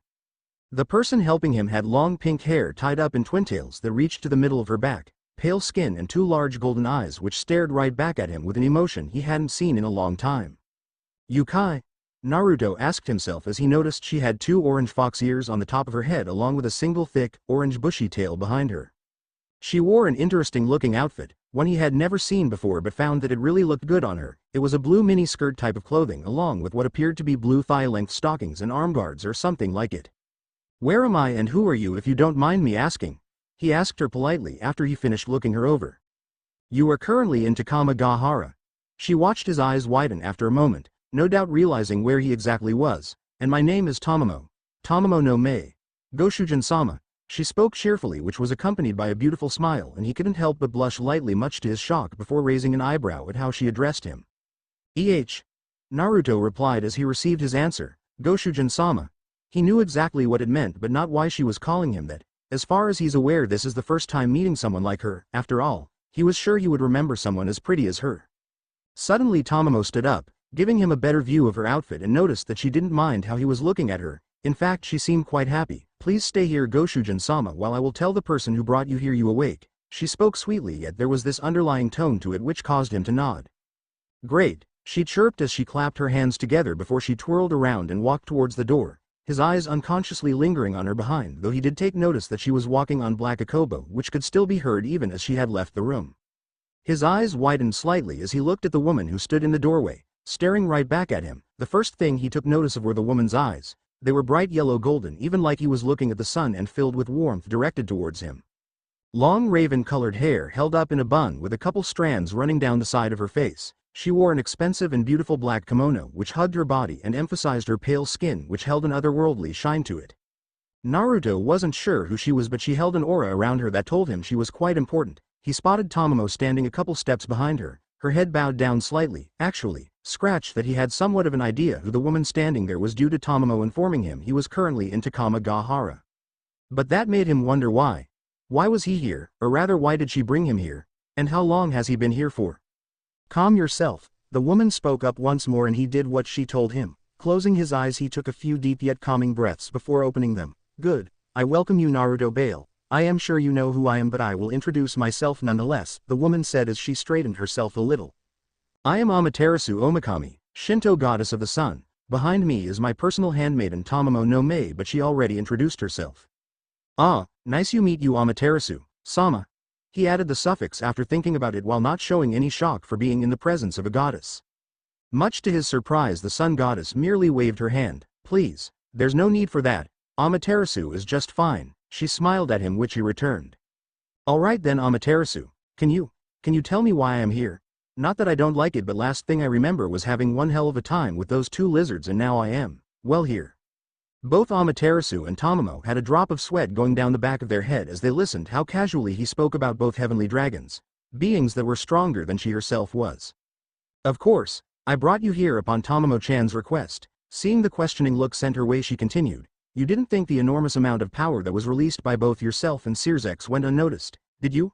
I am sure every pantheon, from Norse to Egyptian, had felt your power. Tomamo certainly did, and she almost begged to watch what was happening once she sensed your power.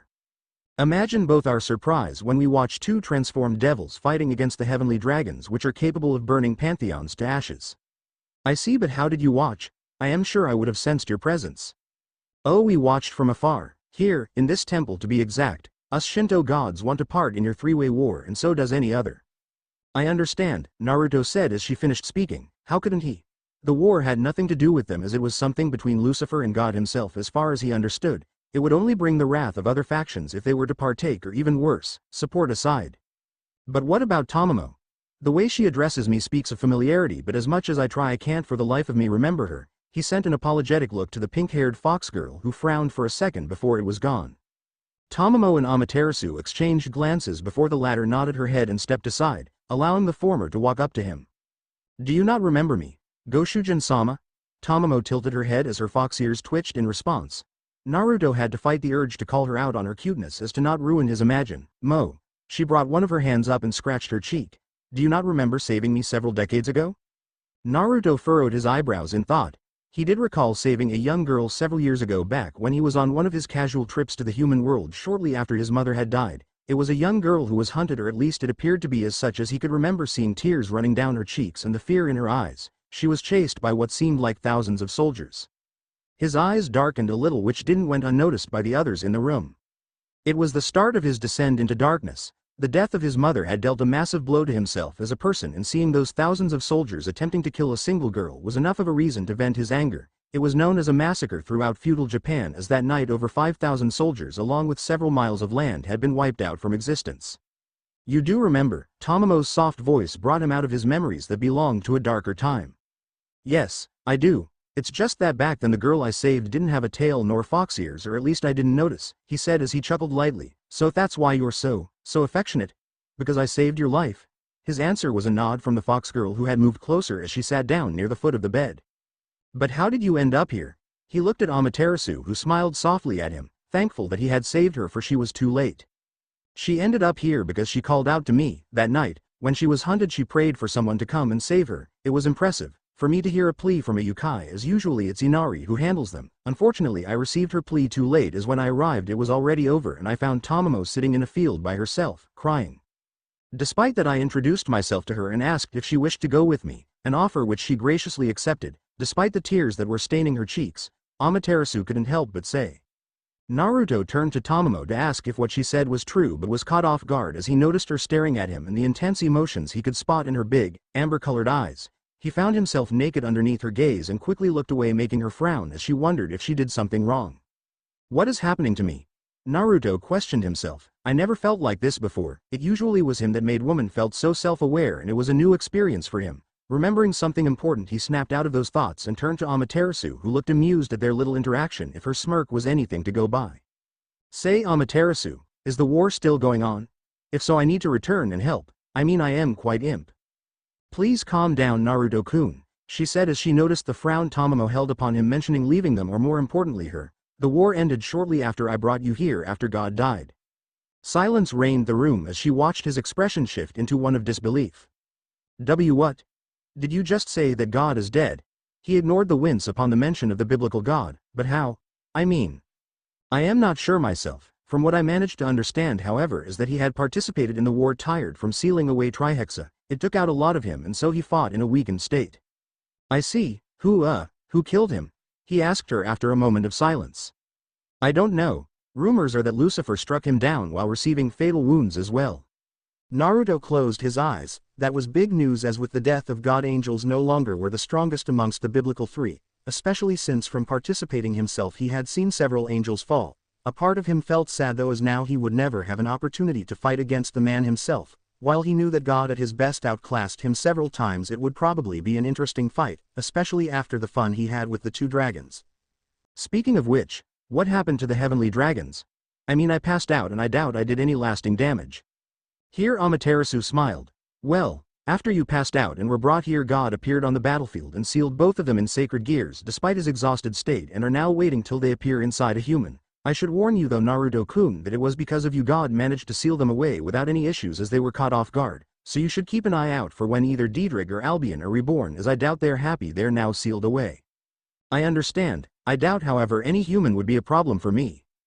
"Don't be arrogant," she chided. "Each Longinus, if mastered to such a degree, is capable of killing gods. It's safe to say both Dxd and Albion, with how strong they are, both classified as Longinus." Amaterasu released a soft sigh before she smiled as she saw him taking her words serious. "Now that we're done with that, what do you want to do now? Do you want to leave or stay here? You are free to stay here for as long as you want." Naruto hummed as he thought it over. Honestly, he liked it here, despite being unconscious for who knows how long. It's the first time he had no nightmares when asleep, something he wrote off as being due to the calming aura he could feel from both Amaterasu and Tomamo. It truly made a difference, as unknown to anyone but himself. One of the reasons he was looking for strong opponents was so that there was a chance that he could meet his end.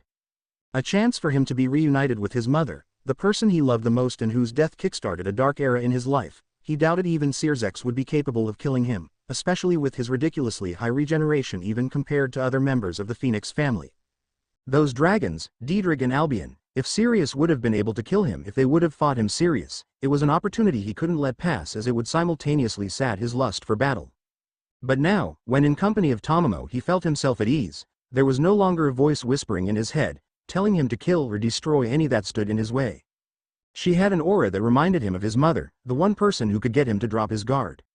In the beginning a part of him was afraid though, afraid of what she would do to him, but a look into those eyes of her eased his fears, as there was no doubt she would never try anything, not with the amount of adoration present in her amber orbs for him and only him. Tomamo looked at him with hope-filled eyes, which he tried his hardest to ignore as he instead locked eyes with the goddess. "I would like to stay here for a while if possible, both to heal myself back to perfect and to spend some time with Tomamo." He mumbled the last part to himself, but it was still heard by both women.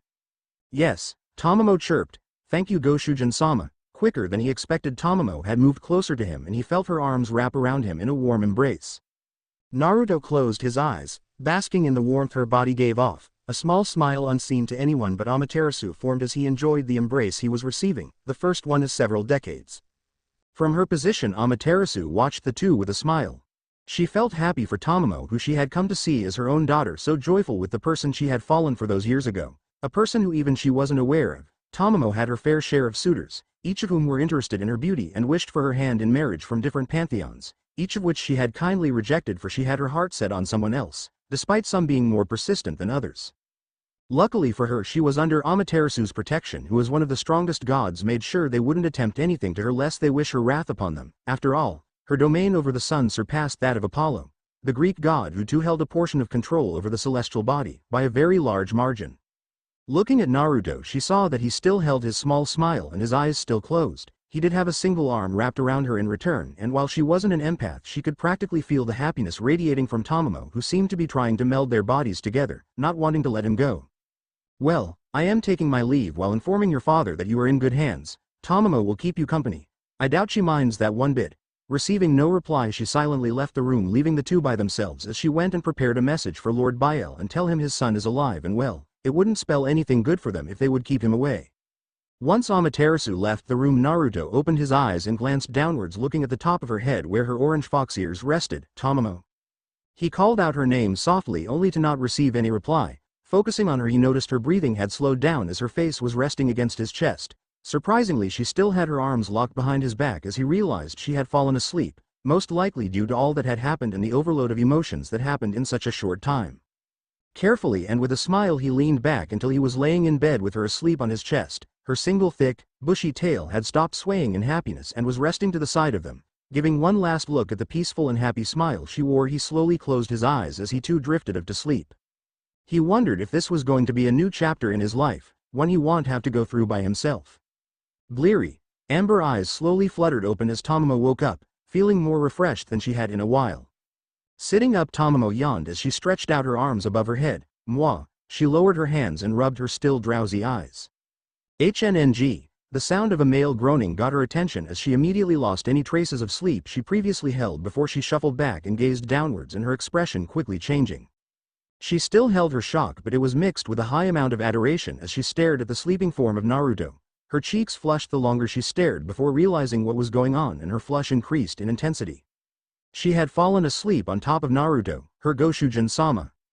Tomamo clasped her hands together and held them in front of her chest in an attempt to calm her rapidly beating heart. However, instead of calming her heartbeat, it only increased as slowly he opened his eyes and his cerulean blue staring into her amber. Tomamo felt her heart was about to burst as he sent her a small smile. Morning, Tomamo, he greeted the fox girl who by now was hugging her bushy-looking tail. Morning, Goshujin-sama, she responded to his greeting with a slight stammer. Hope you had a good night's sleep. Soft chuckle escaped his throat as he saw her cheeks flush, no doubt due to her having fallen asleep on top of him. Not that he minded, however. I did. It was the best night's sleep I had in a long time, all because of you. He flashed her another smile. Thank you. Ah. No problem, Goshujin-sama. I enjoyed it as well, she said softly before looking away while increasing her grip on her own tail. She didn't seem bothered by it though, so he didn't comment on it. However, Tomamo? The girl looked back in direction upon hearing him call her name. Please stop with the Goshujin-sama crap. Call me by my name if you will, I would like that. Oh okay Goshu, I mean Naruto-sama. A radiant smile formed on Tomamo's face upon speaking his name. Despite his attempt, Naruto couldn't help but return her smile as he watched the cheerful fox girl who was utterly infatuated with him, and while only having spoken a few words with her, she already held a large place in his heart, for she was so bright and happy it reminded him how he used to be before the death of his mother, and a part of him wanted to see more of her like this.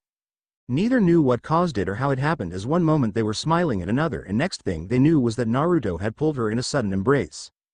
Tomamo felt her cheeks heat up as she returned the embrace with all her body, her eyes closing as she breathed in his scent. Her tail came up from behind her before it moved towards him and coiled around both of them, pressing them further against each other. Feeling Tomamo shuffle in his grasp, he spoke up with a voice heavily laced with emotion which caught her off guard. See, can we stay like this for a while? This feels really nice, and he stopped speaking as he felt Tomamo's arms wrap around his back once more, this time with more pressure that did nothing but calm his mind. It's okay Naruto-sama, I know you had a hard time, but I am here to help you. Eventually, due to the arrival of Amaterasu, the two disengaged from their embrace, though they kept their close proximity much to Tomamo's happiness, as she was going to do her best to help him, especially now that she found out that he's much more troubled than she thought. Though it was also nice for him to allow her to see this side of him, a side where he is much more vulnerable, and she understood that he already trusted her enough to pause his usual behavior of acting like nothing could bother him. Say, is there anything for me to wear? He asked Tomamo, who turned to him and looked to see he was only wearing a plain short-sleeved shirt and underwear. Blushing, Tomamo ran out the room before returning not even a minute later, this time with a beautiful and expensive-looking kimono which she handed over. There you go Naruto-sama, it looks very good on you, he heard her compliment him as she looked him over. Thank you Tomamo, let's head out. Nay, don't want to keep Amaterasu waiting. He gestured for her to take the lead as he had no idea which direction they were supposed to be heading. Amaterasu watched, a pleased smile on her face as Naruto was opening up more to Tomamo, who sat as close as she could next to him. Hehe, you are quite funny Naruto-sama, Tomamo giggled. That was something she had noticed as well. Instead of Goshujin-sama, Tomamo was now calling him by his name, something he was pleased with, she could tell, as no doubt being addressed as Goshujin-sama was not up to his liking. She herself could see where he was coming from. After all, she had told him to drop the sama suffix after her name the moment he used it. Millennia of being addressed so respectful got annoying quite fast. The only ones required to address her in a respectful manner were the gods from other pantheons, as she would not take any disrespect from them. She had to stand her ground, or else the other gods would never take her or her threats seriously. Naruto-kun, Amaterasu called as he turned his attention from Tomamo to her. Upon noticing he was looking at her, she continued, "I've sent a message to your father, Zekrom Bael, in which I stated that you are in good hands and will be staying here for an undisclosed amount of time." "Thank you." He gave a slight bow towards her before he was nudged from his side. "Yes, Tomamo?" He asked, only to come face to face with a small piece of fish held together by a pair of chopsticks mere centimeters from his face. Raising an eyebrow, he glanced at Tomamo, who nodded with a smile as she nudged them closer to his mouth. Rolling his eyes, he nonetheless parted his lips, allowing her to feed him, which she immediately did. She looked at him expectantly as she watched him chew his food. He swallowed before opening his mouth, and Tomamo took it as a sign to continue feeding him, which she did with great delight.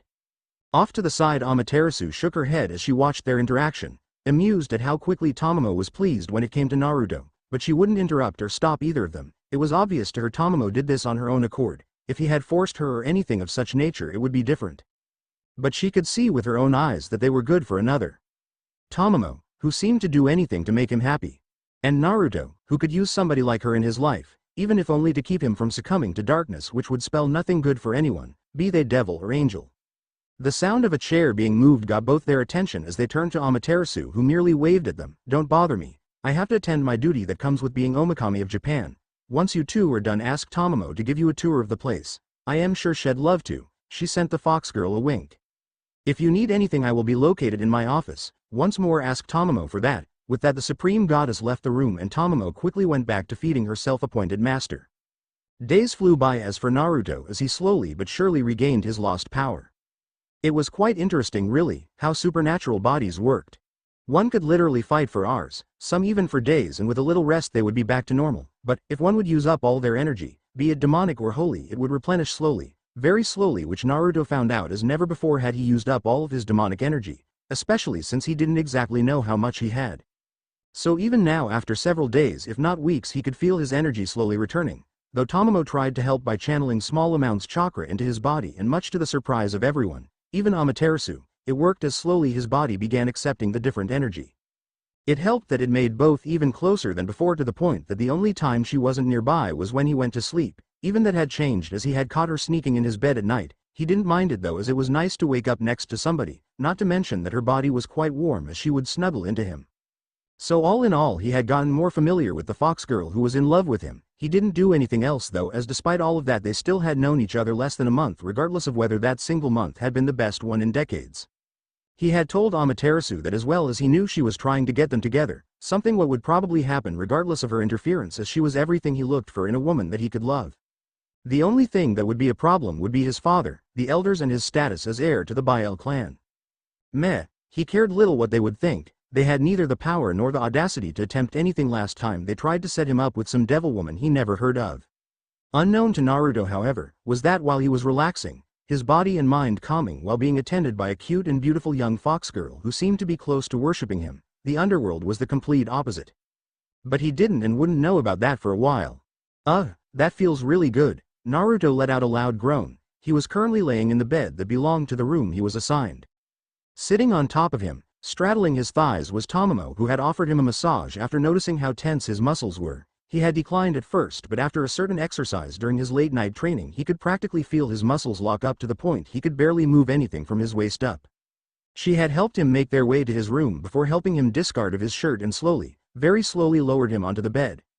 After releasing another hiss from the feeling of her soft hands running over his muscled back, Naruto wondered why he had declined in the first place, as he hadn't felt this relaxed in a long time. "You're really good at this." His words came out as a hiss as she loosened up a certain knot around his left shoulder blade. Tomamo basked in the praise as she continued her actions. Using a small amount of magic on her fingertips, she simultaneously worked both his muscles and the spots she couldn't reach with her hands. She quite enjoyed doing this. The feel of his muscled back underneath her nimble fingers was something she took great delight in. The sound of his groans of relief each time she would hit certain spots, along with the compliments that came with it. After a while, and once she was sure she had gotten rid of all of the knots and tension in his back, she noticed his breathing had slowed down. Carefully she moved so she was no longer straddling him before laying down next to him. before staring intently at her master's face, who wore an expression of serenity. Feeling a sudden weight next to him, Naruto turned his face sideways before slowly opening his eyes. Blue eyes met Amber as she watched him with a gaze filled with admiration. Slowly a smile crept onto his face as he moved his face closer to hers. He could see her cheeks flush, no doubt from the close proximity their faces were. Naruto lost his breath as he stared at her face, which was one of perfection. Behind her, rays of light belonging to the moon that managed to shine down upon her from the window did nothing but amplify her already immense beauty. The longer he stared at her, the more lost he got as those warm amber orbs seemed to smother him. Moving his face closer, her cheeks got gradually more flushed before he surprised her by pecking her on her lips which he noted were very soft. Tomamo's eyes widened in shock as she stared at his now retreating face. It was quick, very quick, but she could still feel the lingering touch of his lips making contact with her own. Her tongue came out before she licked her own lips as slowly a beautiful smile formed. Did this mean he accepted her, that he liked her like she did to him? Naruto watched her smile, one so radiant and pure he was sure it could light up even the darkest places and cleanse even the most evil souls out there. Shifting his body slightly so he was lying on his side, he placed his arms around her before gently pulling her closer till her body rested against his. "You know," he started, his voice was slightly husky, making her tilt her head so she could look at him. "Despite knowing you for such a short time, I've come to really like you. I am not sure what it is, but there's just something about you that makes me feel at ease." One of his hands moved away from her waist and instead began to slowly pet her fluffy tail. "Once I am done here and with Amaterasu's approval, do you wish to travel with me? I really like you and would like to explore our relationship a bit more." As he finished speaking those words, he felt Tomamo bury her head into his chest and wrap her arms around him. "Yes, yes, yes, yes." She cheered and Naruto couldn't help but return her embrace along with the joy she was radiating, which was very infectious. Calm down, Tomamo. Everything's okay." He rubbed her back with one of his hands before shifting once more, this time so he was lying on his back with Tomamo on top of him. He could see her tail swishing wildly in excitement behind her before it stopped and instead moved to the side and skillfully managed to pull the sheets over both of them. "Sleepy?" he asked, but could feel himself slowly drifting off to sleep as well. That massage she gave him was just so calming that he wished nothing more than a good night's rest. She gave a cute yawn before making herself comfortable on his chest. "Good night, Naruto-sama," Tomamo murmured before she fell asleep in his welcoming embrace. "Good night to you as well, Tomamo-chan," he returned while adding an affectionate suffix to her name. While he wasn't sure if she heard him, had liked to think she did if the small squeeze she gave him was an indication. "So this is the famed Naruto Bael, huh?" A feminine voice spoke to her companion to the side as they stood in the doorway, watching the two sleep. "Correct, Inari-chan," the other person said as she too watched them sleep. Tomamo, who was asleep on his chest, slowly rose and descending with each breath he took. He's quite handsome up close, though it seems like Tomamo-chan already has gotten her claws in him." "Yep, and it seems he's reciprocating her feelings. The two of them have been spending every day since he woke up together. She even begged me to let her take care of him when I first brought him here." "Ah, young love, still, to think the person who saved little Tomamo all those years ago was a devil of all things. I was surprised as well when she recognized him before begging me to save him after watching the show he had put on. By the way, have you heard anything from the Underworld, Inari-chan?"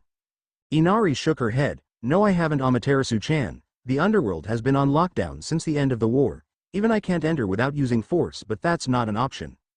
Amaterasu frowned before changing the topic. "So, do you want to stay here and keep watching them, or is there a reason why you're here?" "Well, I wouldn't mind keep watching him, as he's the reason I came here. I wanted to see who captured Tomamo's heart after all the rejections you sent out to other pantheons who were interested in her." "Speaking of which, are those Greeks still upset about that?" Inari asked, recalling their interest in Tomamo to the point that they made it clear they wanted her. Despite Tomamo's polite decline, they kept on insisting till the point Amaterasu herself made it clear she was off limits with a show of power that got them to back off.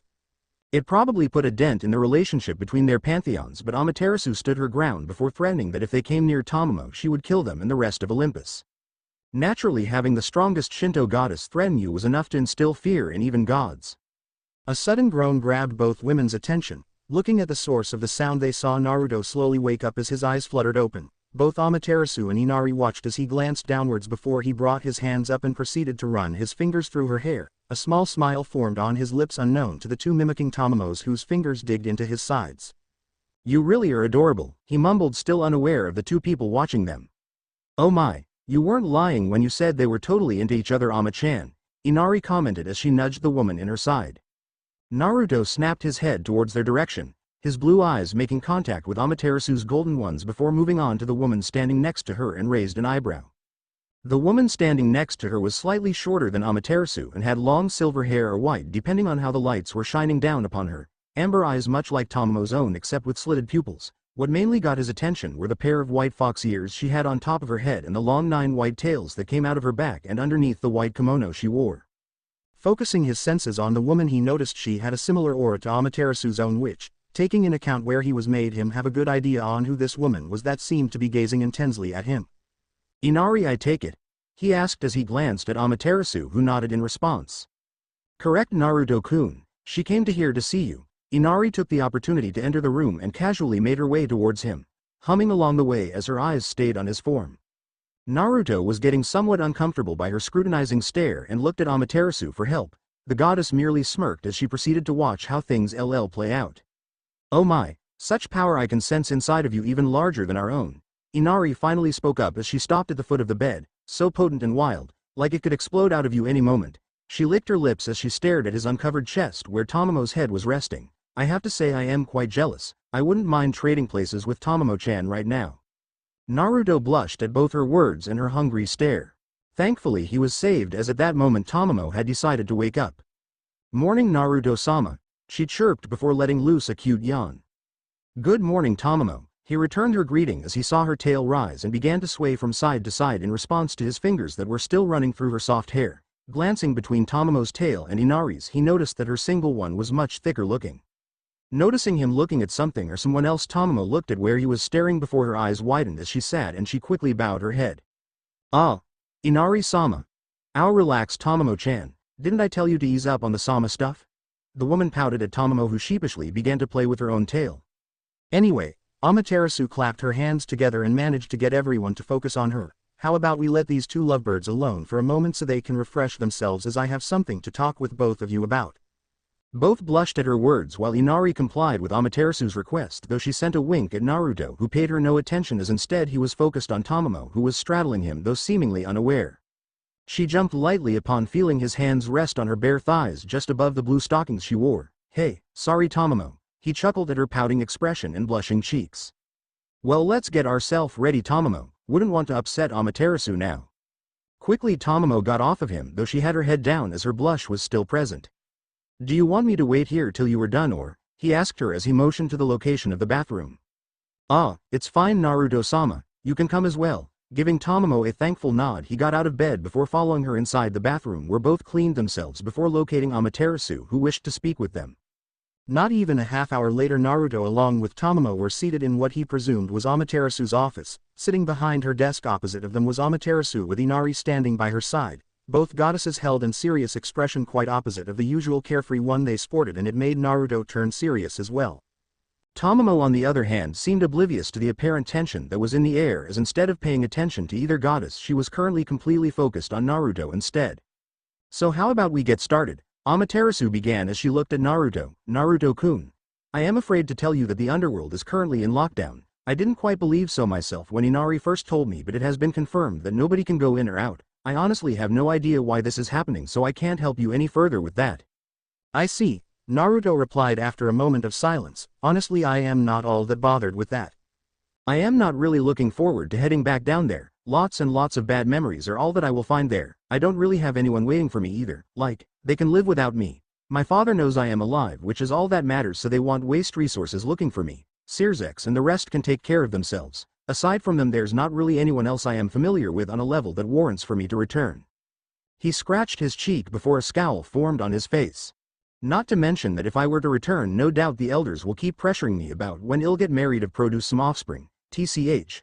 Those greedy assholes don't understand the meaning of no, regardless of how many I tell them." Unnoticed by him but not the goddesses, Tomamo narrowed her eyes in distaste of the idea of him getting married. "Oh my, she's quite protective of him already," both thought as they shared a look with the other before smirking in amusement. "Which brings me to something I would like to ask from you." Here he locked eyes with Amaterasu, blue eyes making contact with golden as he leaned slightly forward. "After all of this," he waved his hand around, "was over, I was planning on traveling around, you know, discovering new places, meeting new people, just all kind of things to get my mind away from everything that has happened, the war, the underworld and all those things which give me nothing bad memories, and, well, I was wondering if you would allow Tomamo to travel with me? Here he reached down before grasping Tomamo's hand in his, ignoring her blush at the sudden contact.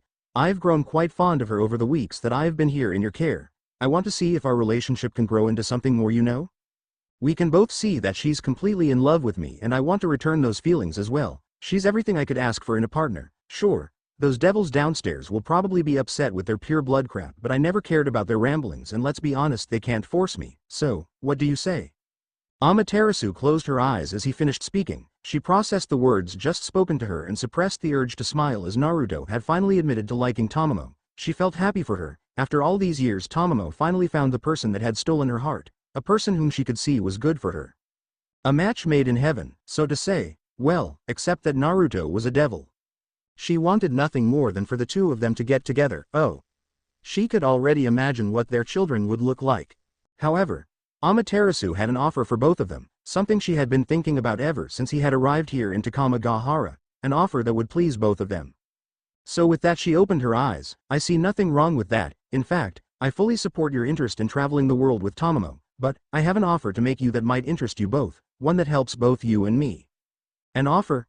Naruto repeated with an raised eyebrow, absent-mindedly enjoying Tomamo's fingers which were trailing circles on his hand as he hadn't let go of her. What might this offer be?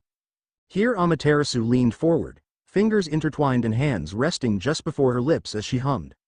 Yes, an offer. I want you two to work for me. She raised an hand signaling she wasn't finished. Before you reply, let me explain what I mean by that. By working for me I mean that you are allowed to travel with Tomamo, but I will, on occasion or whenever required, ask you two to do something for me, whether this is to check somewhere to make sure everything is going okay, to represent me for when I am unavailable, to capture someone, be they devil, angel, fallen or somebody else should they pose a threat, and last but not least to act as my guards when I have to attend certain meetings. That is what I am asking of you. I don't mind really, it would be nice to do, well, something else every now and then. I also enjoy staying here as it's just so peaceful and really clears my mind, not to mention that it aligns with my interest in traveling and meeting new people, so I am fine with it as long as Tomamo is too. Naruto replied without a moment wasted. Said Kitsune perked up as the attention shifted from him to her. I wouldn't mind either, Naruto-sama. If you think it's okay then I think so as well, she answered after a moment. Naruto didn't show it, but inwardly he pouted at her submissive behavior, at how she agreed to whatever he asked, something to work on during their travels, he mused, make her more independent and willing to form her own choices when asked something, but for now it was okay. She was most likely still getting used to him being more affectionate and that he wanted to return her feelings. Hearing her answer, he turned back to Amaterasu. There you go, we both accept your offer. Great. When will you be leaving so I can get some things ready to take with you? Just some papers so you two will be able to represent me without any trouble when necessary. Naruto furrowed his eyebrows as he thought about it. Glancing at Tomamo he saw her shrug at him, indicating that she was fine whenever he wanted to leave. Finally, after thinking about it, he answered, well, stay here for another week before heading off, mainly so Tomamo can say goodbyes as it is harder for her to leave since she has been living here for several decades. Tomamo blushed at his words and the fact that he cared enough about her that he was willing to give her time. It felt nice to be treated like this, a feeling she could get used to. Thank you, Naruto-sama, she spoke softly. You're welcome, Tomamo-chan, he replied softly with a bright smile.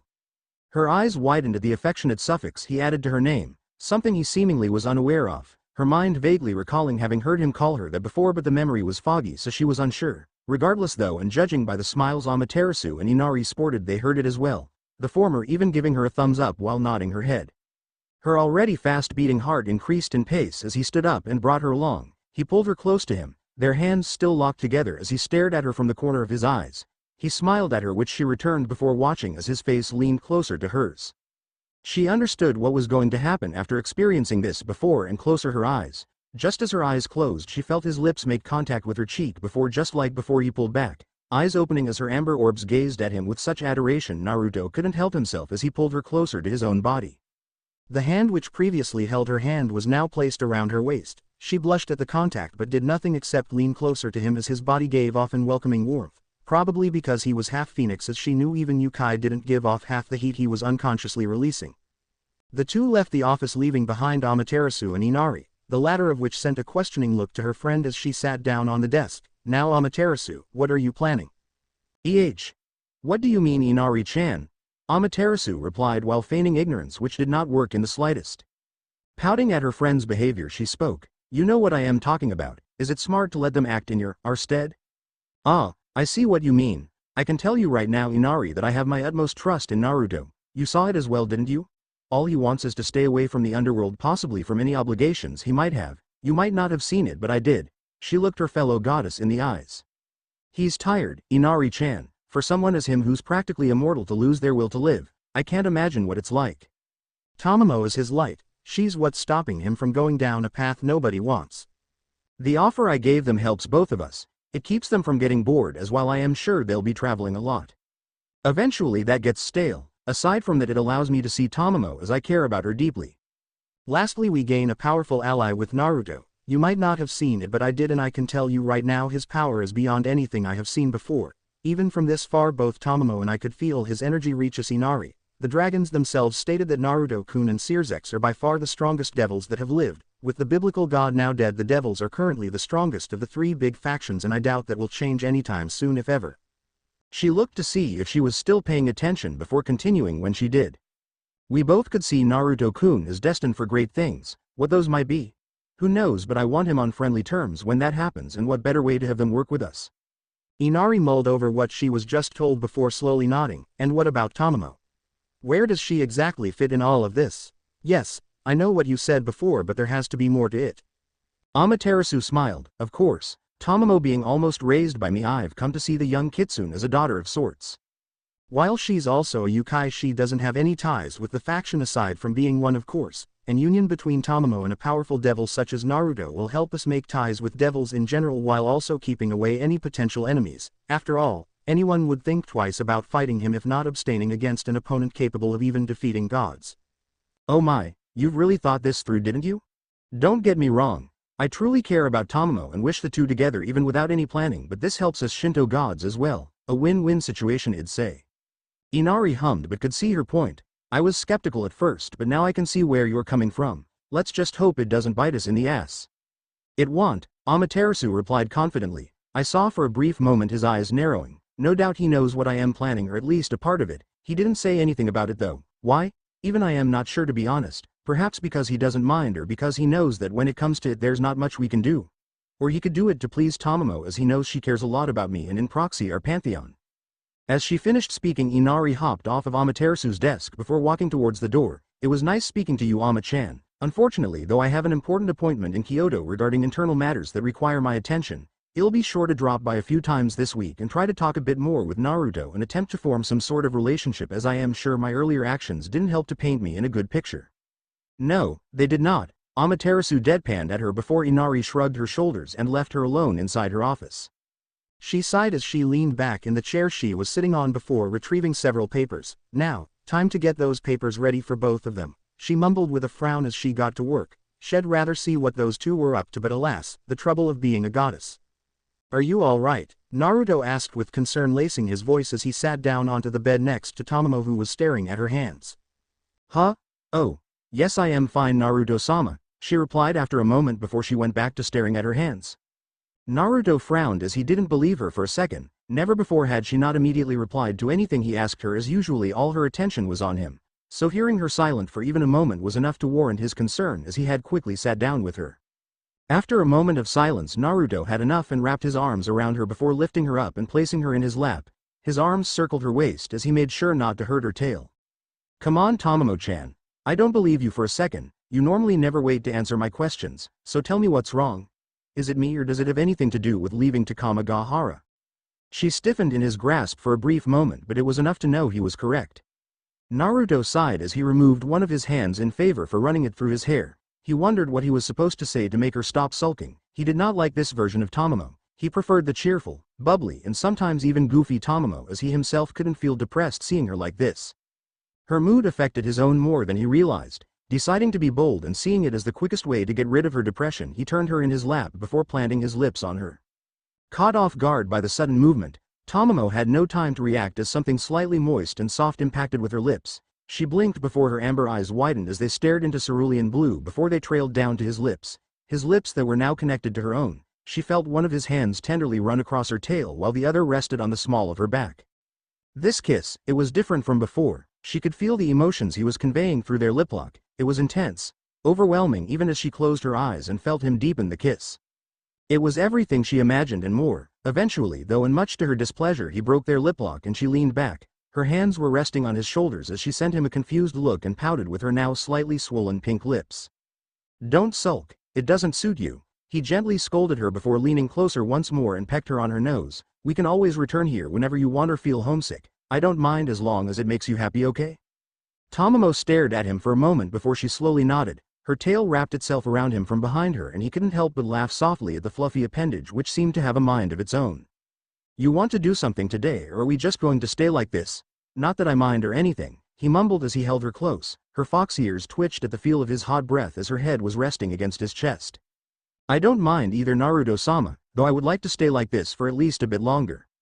"That's fine with me, my dear Kitsune." He twisted himself around slightly before allowing himself to fall onto the bed. Tomamo was brought with him but didn't seem to mind, as she was content as long as he would hold her like he did. And hold her he did, as for the rest of the day they stayed like this, just taking comfort in the other's presence and the knowledge they cared for another. Finally it was time. A week had passed and now Tomamo and Naruto were ready to leave. Tomamo had spent most of the week in company of Amaterasu, with Naruto tagging along every now and then. Aside from that, he would occasionally hang out with Inari whenever she would drop by. Amaterasu had finished and handed over all the papers that they would be needing, and Naruto made sure to keep it in a safe place, which happened to be a pocket dimension he was able to form with the help of the goddess, as it had to do with all sorts of kanji he was not familiar with. Though he couldn't be blamed, as Amaterasu herself told him it was Shinto magic which made use of kanji placed in certain spots to form a formula and allowed the user to do incredible things. From controlling elements to making barriers and even personal dimensions, pocket dimensions like he had done, it pretty much depended on the person's imagination. Unfortunately though, it was also one of the harder branches of magic, and Naruto had to agree, as he was shown several pieces of work which looked more like art if he had to be honest.